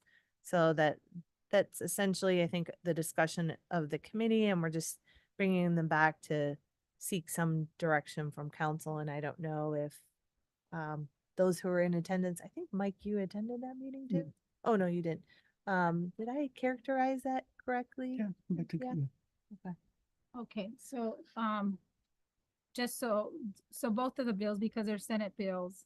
Oh, no, one is, both are Senate Yeah, bills. they both are. They're in the assembly right now, so obviously they're still being considered in committees. And I should have looked at the committee schedule when they're gonna be heard, but they're still in committee, and changes can be made obviously when they're in the committee level, right? So it may be different than what we see right now. But we already know, at least from what I understand, that SB 805 currently has a support more of, let's write a letter of support once the bill has been in its final form, as long as they don't get an amend and make it a whole different bill. I think we need to be careful about that. But if it's still consistent with the language that we are in agreement that we send a letter of support once we know that the amendments probably are not very significant to what you guys have reviewed already in the legislative committee. Are we good with that one first? Okay, so Megan, I think that's good on that direction. And the 805. Yeah, on the 805, if we're good with that. Okay. Yeah. And then I think the more contentious one would be the SB 627, because that does have, obviously, everybody has the letter of Porak in their position. So I want to see if there's any comments that you guys have on the legislative committee in regards to this one. And I know Megan made the recommendation to put it on the watch list, to be able to say, you know what, let's watch it, because we know that it may have implications to our police department, but we obviously are all genuine in support of what the bill's intention is, right? Because we don't want people to be masked and not identifying themselves. Obviously, there's a lot of things that are wrong right now with immigration. And although we have some restrictions, but we all are generally in support of the bill. And Megan's recommendation would be to watch just to see how it moves on and if it addresses some of the issues or amends some of the issues addressed by PORAC or broaden some of the exemptions requesting, then that we can submit a letter of support. But we put it on the watch list for now. And through the chair, we usually get information through the League of California Cities. That could also help us determine when or if we do something in support or against. And I haven't seen their position because I haven't stayed up with them, but if we can check that, so that would be great. Yeah, that's good. Councilmember Ansaldo Sanchez. I was wondering if we needed to go out to public for this item Oh, we do. We do. Okay, so let me go before out we to the make public. decisions. Yeah, so apologize to the public that's listening to us. I know it's wanted to make sure we moved on to the discussion, but do we have any there's no members of the public for the record here in our council chambers. But for members of the public that are joining us via Zoom, is there any comments or questions that you have on items, on item number 5 under our business items, the city council discussion on Senate Bill 805 and 627? Okay, I see no hands raised, so I will close the public comment then and bring it back for final discussion from the council. So Councilmember Ansaldo Sanchez, do you have any comments? I do think that well, I want to say first and foremost, my cousin is a police officer, so I take public safety for that pretty seriously, not just because I'm related, but also because it's important. And I do think that we should or I personally support having us send something, and even ourselves bring up those concerns that were brought up by our interim police chief, just to get the clarity, but also to show that we are supporting these measures because this is happening whether or not we have like the jurisdiction, I guess, because it is federal. It is our way of supporting our residents and letting them know that we stand with them. And that's why I would be in favor of at least sending something, I know that's something that we talked about in the ad hoc committee, and that was something that Spencer seemed to support, who works with Townsend, right? They're called? Yeah, he does. Yeah, so I think having that a letter with some recommendations, I don't see the harm in. So that's what my comment is. Okay, so I think the other option then, if we don't put it on the watch list, and I just for the record, I also want to say, for our police department, I support our police department. But I also have a nephew that's a police officer and he actually works for LAPD. So has been involved with everything that has been happening. So the other option then would be a letter, maybe a letter saying that we generally support the concept, but we won't support the bill until there's amendments made to address the issues in the PORAC position letter. Can we do that? Okay, council, are we good with that? Are we talking about SB 805 or SB 627? No, so we already did 67. SB 805. Okay. We're down to SB 627. Yeah, Okay. I can Well, ask I'd like to Spencer. make a comment also. I have actually, my son-in-law is actually, I believe, it's a CERT team from prison, which is compatible to SWAT team, and I was really concerned. But when I saw the exemptions that they had on there, that police officer, SWAT team, and that kind of thing, it kind of, I was a little bit more at peace when I saw that. But then I saw it on our the agenda here, where it's kind of crossed. Does that mean that they took it out? Is that Yeah, if it's crossed out, that means the language has been so? Has It's been, ratified then? Okay. it's been taken out. So until the bill is in print, then you'll have the final print. Yeah. So that was my concern then. Okay. And, Yeah. and I think, if we do what is suggested, I think that's a good balanced approach, which is showing, yes, we don't want people indiscriminately coming in with masks, no, identification, that's wrong, but we also understand that there's issues to consider for law enforcement. Law enforcement safety is very important to us. So I think we can blend that approach. I think that's a good balanced approach for that Yeah, legislation. highlighting like especially with our local Yeah. law enforcement, especially considering like the rat issue we had last year. And Yeah. how PPE is Yeah. important in that sense, Mhm. But I do think that they shifted some of the language from being an outright misdemeanor to now being an infraction first. So I know it is changing, but Yeah. I think still sending something would make some sort of comment where we stand as well as a city. Okay. And then one other no, I just want to add a comment. I just wanted to also praise, Interim Chief Lombardi for, stepping up and, giving us that, the recommendations or, his, his, Viewpoint. yes, his viewpoint. And I appreciate that. And, even just for, the police being out there, community outreach, and I give props to also Caitlin because she's been there as a benefactor to speaking to the public. So, want to praise that and make that comment to them as well. Yeah. So thank you for that. So, So oh, in my case, it's not that I don't want to, but I don't see much of a difference than to send a letter or wait. So I think that they're getting back together next week, right? the Sometime legislature, no, they're already in this week. this Yeah, week. yeah, they've been in So we committee don't, hearings. yeah, so we don't have to wait much longer so that we can know exactly what they're changing or what are the major changes, and then put it in the watch list and see how they react. And I think that Spencer will have a pretty good idea of what changes occur and when. And if something happened this week of next week, then when we can authorize a letter of support or the letter of opposition with the points that we want to make to the letter. Yeah, so, I would feel more comfortable moving forward now than waiting. yeah, so then, okay, so we have the watch and then go ahead and move with a letter of support. So I'll just make my comments working for a legislator that, I mean, I know that we can put it on the watch list, but I also think that it's important for our for the letters to be submitted, right, to the authors and, have them understand that there is generally some type of support, but that we know that there's also some issues with the bill.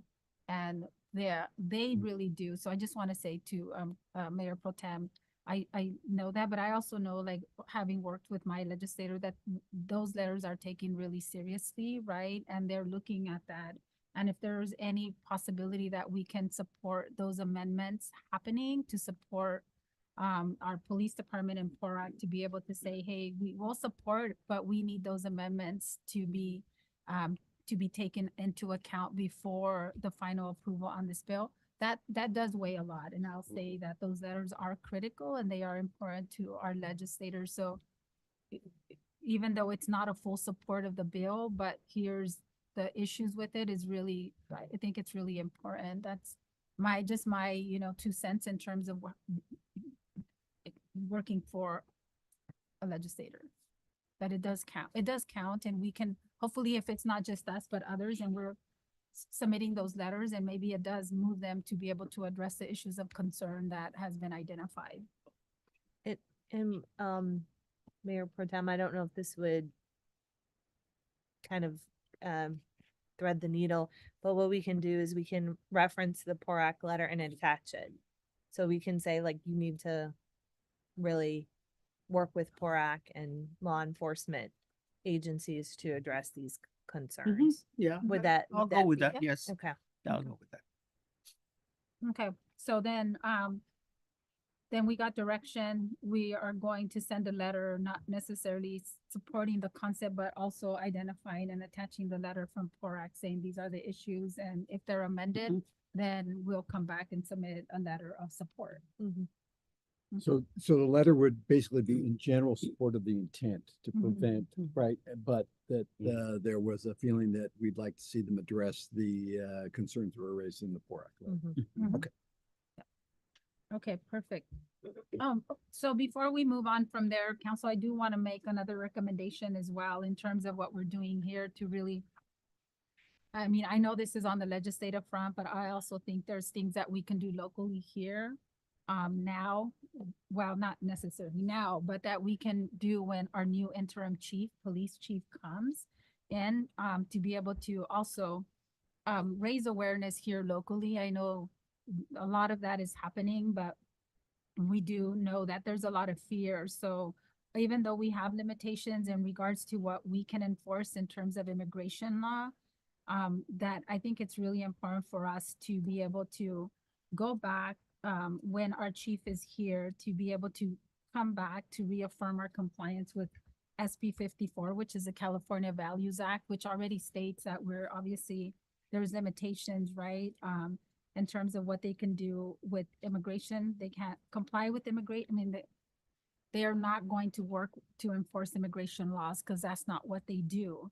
And so I think, you know, although we may know it, I think it's important for our communities to be able to know that our police department is reinforcing those values under SB 54. And then that also, when our new chief comes, is that there's a good look at our internal policies requiring proper notification. Although I know, as we know, it is part of the policies, but I think it's also important for our residents to know these are the policies that our police officers through the POA already, I think it's a POA, right, already have to comply with. And it is internally in our policies. We do have it. Here's the policy. Here's where you can locate it if you want to see it. So just to give our residents a little bit more peace as well, and to be able to do more of the public outreach and education to help our residents also understand how to verify legitimacy of a law enforcement officer. So if somebody comes up to their door and there is no identification, that they can call 911, right? And our officers would go out there and investigate. And if there was an impersonation, then, you know, they would prosecute that, right? So I think it's important for us to reaffirm that to our community, that our officers are, you know, that they will address those issues, and in our community, if that happens, and that we're going to respond. So I want to add that also to what we can do here in addition to the letters that are going to be submitted. I agree with that, especially with the unfortunate, you know, assassination of a state senator in Minnesota, how impersonating public safety officers is just happened, you know. So I think it's important that we let the public know that they don't necessarily always have to open if they don't have an identification, that they do have other options as well. And that we have those policies internally that they can call. So the agendized item is the two pieces of legislation that you have in your staff report, but you're adding to that direction that you'd like to see this happen with the new chief when he comes in, and then report back to you on confirm the internal policies and so forth. So, yeah. Okay. Is that good? Sure. Okay. Okay, council, are we good then? Yes. To Do we move have on? consensus then on the direction? Yes. Yeah. Okay. Okay, perfect. Thank you. Okay, good. Now we move on to our, I'll go on to my mayor's report. So Darlene, are you ready? So it's gonna click loud when I'm done. Is it gonna buzz? She turned up the volume. Okay, turn up the volume. Okay, so let me go through this quick. On 6/20, I attended the ribbon cutting for the ceremony of the ladder truck and the bay apparatus. Thank you to all the team. Thank you, Darlene. Thank you, Megan. Thank you, Public Works. You guys did an amazing job with that. On June 23rd, I met with Maria Camacho from Southern Street Centers to review. I'm going to be emceeing the annual drug awareness symposium at the Soledad Community Center, which is going to be taking place August 21st. As soon as we have flyers, we'll make sure that all the council has it. And then on the 23rd, I had a scheduled meeting with the South County City Manager Mayors, which I wasn't feeling well. So thank you, Megan, for attending. I didn't attend the LAFCO meeting either because I wasn't feeling well, which was on the same day. On the 25th, I attended the Leadership Council with the COC on the Lead Me Home. On the 25th, I was unable to attend the TAMSI meeting as well because I wasn't feeling well either. And on the 26th, I did attend the KYR forum conducted by the UFW Foundation. So just thank you to the foundation, Hartnell College, the Saudade campus for partnering with the city on that. And then on the July 2nd, today, I met with Todd Muck from TAMSI to be able, just as part of the one-on-one for the board members, items of discussion were the ATP grants and future opportunities for the city to apply to competitive funding. We talked about the Pinnacles Parkway project, the redesign of that, and also working to get support from Caltrans to research the possibility of a third ramp, the Safe Routes to School project, future pilot projects that we can take advantage of, and also the Front Street project and some of the Measure X money, how they can be utilized for a little bit more than just the maintenance and the roadway improvements.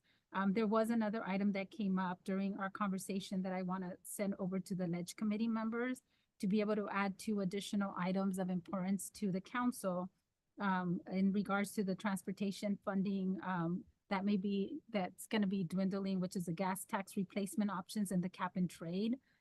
So this is really important. So I will be providing more information for your guys' review and recommendation to bring it back to add. And then we also discussed the coastal rail project to be prioritized and identified for transit dollars. And that was included in our general plan. And I also met with Supervisor Lopez and the South County mayors and city managers. So just, I think items of discussion, we talked about, Megan shared that the discussion with the county's violence prevention plan, and then to invite Elsa and Rosemary to be able to come with the mayors and city managers to provide more information. And then just to let you know, Supervisor Lopez did share that he provided funding to the city of Gonzales to purchase an additional drone to combat some of the illegal fireworks because of the fires that happened. And I will leave my acknowledgements for later because I ran out of time. Okay, thank you. Okay, so with that, I will turn it over to Councilwoman Benuelos. You look this way and you said council. Okay. I'll be ready. All right, Darlene, you ready? Okay, so on June 19th, I attended the Bajaru Community Development at the Gateway office along with Councilmember Cabrera, and it was really good. I was there too. Oh, you got there late. Oh yeah, you were, You got he was there there. late. Sorry. Anyway, Saldo too. It was a really great gathering, but I would wish that more of our businesses would attend. Also, the 20th, I did attend the ribbon cutting in front of the fire station. And thank you, along with Mayor Ana Velasquez, Cabrera, and Caldera. And it was a great ceremony, but I had to cut it short because I was going on vacation. On the 26th, I attended the change of command ceremony at Fort Hunter Liggett with our new commander, Garrison, which is Mackenzie. And yes, you missed it out there. And then also I attended on the 26th, the Salinas Valley Waste Authority. And it was a really great aspect. And then retirement is going to be, we have a retiree coming on board. On the 27th, I did attend the All-Star Game at the Saudade Little League. And actually the Saudade Little League was hosting the game against King City and Hollister, and I was the MC guest as well. So continue to support our the minors and majors that they're still in the All-Stars. They said to go ahead and look at the website and they have the brackets. So I'll share that with you guys soon. Also, I attended on the 28th, Freedom Fest. I was invited by Fort Hunter Liggett, the public affairs analyst, and she invited me to go. It's a pre-show for the 4th of July event. It was a great event because it was on base this year. So it was the first time. And I met with Megan on Monday to do a briefing for the agenda, and I also met with her the same day, along with Councilmember Cabrera for the draft land use and circulation map. And that's it. Okay, good. Okay, I know, Councilmember, Mayor Pro Tem Cabrera. What was the circulation then? 20? Monday. Monday. Yes. So I did the ribbon cutting for ribbon cutting for 19 and 20 for the Pajaro CDC, and I got the opportunity to talk to the some of those members, and they have all kinds of services that I hope that our residents can utilize and participate in those educational classes. With the fire truck, it was incredible to finally have that truck. And it's not just the truck, it's the possibilities that come with it. Our growth and more opportunities. And on the 28th, actually on the 26th, I participated in the legislative committee while driving through the Nevada mountains. That was that was pretty good. And then later that day, I participated in the meeting that the mayor had with the UFW at Cornell. Was it called Know Your Rights? Yes, Know Your Rights. On the 28th, I participated in the breaking ground for the SURF project, which is going to start soon, and hopefully we can take advantage of that service sometime in the near future. And on Monday, I participated with the council member Bañuelos in the presentation of the Siempre Soledad, the use land plan, and the circulation as well. Thank you. Yeah, thank you. And just as a reminder, I'm sorry I didn't do it at the beginning, and thank you for mentioning the legislative committee work. So I think it's important if you are in different committees that those really get on your report, and just anything that you're doing there, bringing back to the council things that you want to, share with us in terms of the great work that you guys are doing. I think that's really important to be able to highlight during this time. Okay, so with that, I'll turn it over to Councilmember Ansaldo Sanchez. Yes, on June 19th, I attended the Pajaro CDC ribbon cutting. You will not see me. Well, you can see me in the Univision video, but you wouldn't know that I was actually holding up the Pajaro CDC sign for Adriana Frederick-Sutton because the wind was very strong. So you can, if you look really carefully, you see like a little silhouette of me behind it. On June 20th, unfortunately, I was not able to attend the ribbon cutting due to a work retreat for my job, but I did want to say a special thank you to Senator Caballero for those funds for that truck, and I'm looking forward to being able to utilize it. On June 26th, I attended the Legislative Ad Hoc Committee while I was at a conference for work. So I did use my 30-minute break that just happened to be from 10 to 10:30 to join the meeting, which worked out. And then I did attend the first half of the Know Your Rights workshop. And then on June 30th, I met with Megan to go over the agenda. And I wanted to give a special acknowledgement to someone that unfortunately passed away this weekend, someone that I would see every time I would go to church, Teresita Garcia Aguilar. So Teresita Mina Garcia Aguilar passed away peacefully, surrounded by her loved ones, leaving behind a legacy of love, joy, and dedication to her family, faith, and community. Born on October 8th, 1954 in Camiling, Tarlac, Philippines, to Felipe David Garcia, Cristita Celario, Mina's life was a vibrant journey of resilience, warmth, and purpose. She married her beloved husband, Efenio Aguilar, on January 26, 1971, beginning a beautiful 50-year partnership that stood as a testament to enduring love. In 1974, Mina immigrated to California, where she worked in the agricultural fields before building a long and dedicated 25-year at Yoder Brothers in Salinas. Her work ethic was only surpassed by her generosity and boundless care for those around her. Mina found joy in the simple pleasures of life, dancing, singing karaoke, gardening, sewing, and cooking. Her happiest moments were those spent in the company of her family and friends. Deeply rooted in her faith and civic spirit, she was a proud member of the Young Ladies Institute of Our Lady of Solitude. Here in Soledad, Filipino American Association of Central California, and the La Agueñas community group. She is lovingly remembered by her devoted husband, Efrenio Aguilar of Soledad, who stood by her side with unwavering love. She leaves behind her cherished sons, Michael and Marvin, whose lives she shaped with care and strength. Her memory lives on through her beloved grandchildren, each of whom brought joy to her heart and pride to her soul, and especially special because they would always say hi to me and my mom, and we always ended up sitting behind her and her friend that she left behind as well. So I just wanted to take that time. Thank you. And if I may add too, she did help us during that 4th of July reverse draws, and she would always volunteer. Thank you, and all condolences to the family. Councilmember Caldera? Mine's not that long, so. Okay. June 20th, I attended the ribbon cutting for the fire apparatus along with Panuelos, Cabrera, and Mayor Velasquez.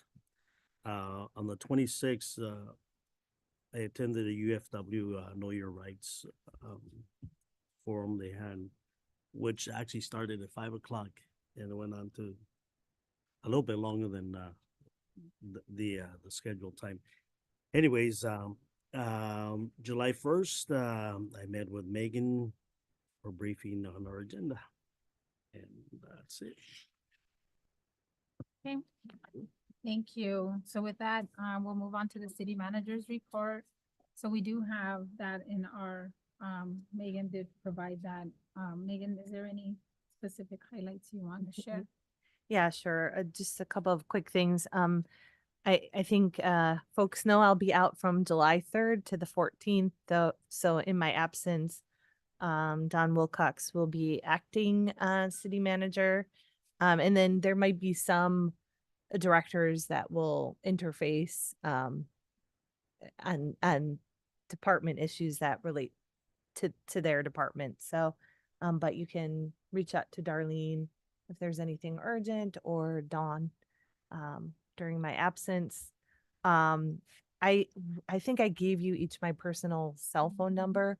Unfortunately, I'm going to be in a location where I might not have the best service. So what I'll do is I'll forward calls to my personal cell phone. So if you need to reach me, just call me, because I might not receive, or you can text my personal phone. But if you text my work phone, I can't forward my work phone text, if that makes sense.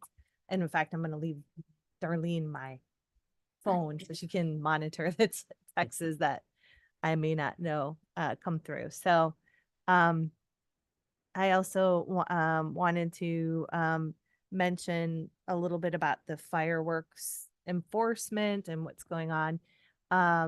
So we will have, I think as folks know, we do have both the fire department and the police department that will be fully out there. It's very hard to do fireworks enforcement, but they will do the best that they can. They will be issuing citations. So if folks are engaged in illegal fireworks, you could get fined, and it could be pretty serious, because in the case of Gonzalez, the DA is going after what happened last year pretty aggressively. So, and we will be, for those citations that we have, we will be continuing to follow up with the DA's office, because it's a pretty serious business and people can get really injured. My previous executive assistant, her husband got blinded in the eye by a illegal firework. So it's bad news. So to the public, we will be out there. We'll be enforcing. We do though ask complaints go through the non-emergency police department phone number, because we can't clog it up with emergency calls. I will, 755-5111. I think so. Darlene, what's the number? Yeah. Okay, Wow. okay. Thank you. Good on you. The other thing I did want to mention is, that we will have, I just wrote down what I was going to say. Now I'm forgetting. I had something very important to tell you. Well, you find it, do we have, in past years, I believe there was a rumor that Soledad was offering rewards for people who, I was gonna ask that. yeah, for Is there? people who, because I'm in need of money, so I'm. No. People who do Patrol- I don't think I you could be qualify 'cause you're patrolling around the Yeah. city. No, unfortunately not. So that I can send a message through Facebook, hey, I'm gonna visit you. No, unfortunately not. The other thing I just wanted to let, it feels like heavy, couple of weeks have been heavy on fire department stuff. I did want to let, council know that, we did submit a safer grant proposal, it's due tomorrow, but we did submit it. So that is to help us with the additional staffing, for the fire department, which we need to get to 3.0 staffing. And I did send council information regarding the parcel tax, survey. Thank you to the public who took the survey. It was very helpful. And so we'll be talking through and kind of educating folks about, our budget situation. And then lastly, Mike Howard and I, not Mike Rodriguez, we're gonna be working on some budget workshops that we do intend to start doing those in August to just educate the public about, the budget and what's kind of tight. And then, I think that's it. I'm trying to get everything out of my head before I leave, but anyhow, I did just, while I was kind of rudely typing, I wanted to send our Townsend the direction, regarding those two Senate bills. So, Okay. thank you. Okay, thank you, Megan. So with that, we'll move on to future agenda items, and I'll start with Councilmember Caldera. If you have any, if not, and then we move on. Okay, Councilmember Gonzalo Sanchez. None. Okay, Mayor Pro Tem. None for me. Okay, and mine is just, Megan, on the encampment resolution funds, because I know there's still concerns about that. If we can bring that back for an update to the council on where we're at with that. Obviously, there's things that are moving forward, so I think having more information for us as council, the better. And then I know you sent a lot of information, which was, on the parcel tax, but are you gonna come back to a presentation at the council meeting to be able to discuss how we're gonna move forward, or? Yeah, I think we'll have I'll coordinate with the mics, as I like to call them, on what type of education would be appropriate, but yes, Okay. we can do that. Perfect, thank you. That's it for me. And then, so with that, before we adjourn, I do want to adjourn this meeting in memory of our two fallen firefighters who were ambushed and killed while responding to a fire in the line of duty in Idaho on June 30th. Firefighter was actually Frank Hardwood, 42, battalion chief, with the Kootenai, I want to say Kootenai, I apologize if I'm saying it wrong, County Fire and Rescue Department. And our firefighter, John Morrison, was a battalion chief of the Corps d'Alene Fire Department. So, we've seen a lot of tragedies, and especially for our firefighters, our public safety, all of our first responders. We want to make sure that we keep in our prayers. And this was, something that was rare. They said it hadn't been seen, especially not with our firefighters. So our prayers for their families, our prayers for all of our first responders, our prayers for our firefighters. And that, you know, our condolences to the community of these communities and the state of Idaho as well. And also just, before we adjourn, just want to wish everyone a happy 4th of July. Please be safe, celebrate responsibly. We know that illegal fireworks are prohibited in our city and throughout most of Monterey County. So we want everybody to be safe. We want you to spend time with your loved ones and enjoy. And so please, please, please, celebrate responsibly and know that illegal fireworks are prohibited and there will be fines. And we don't want that for our family members and our community. So with that, we'll adjourn this meeting at 10:10. So no reward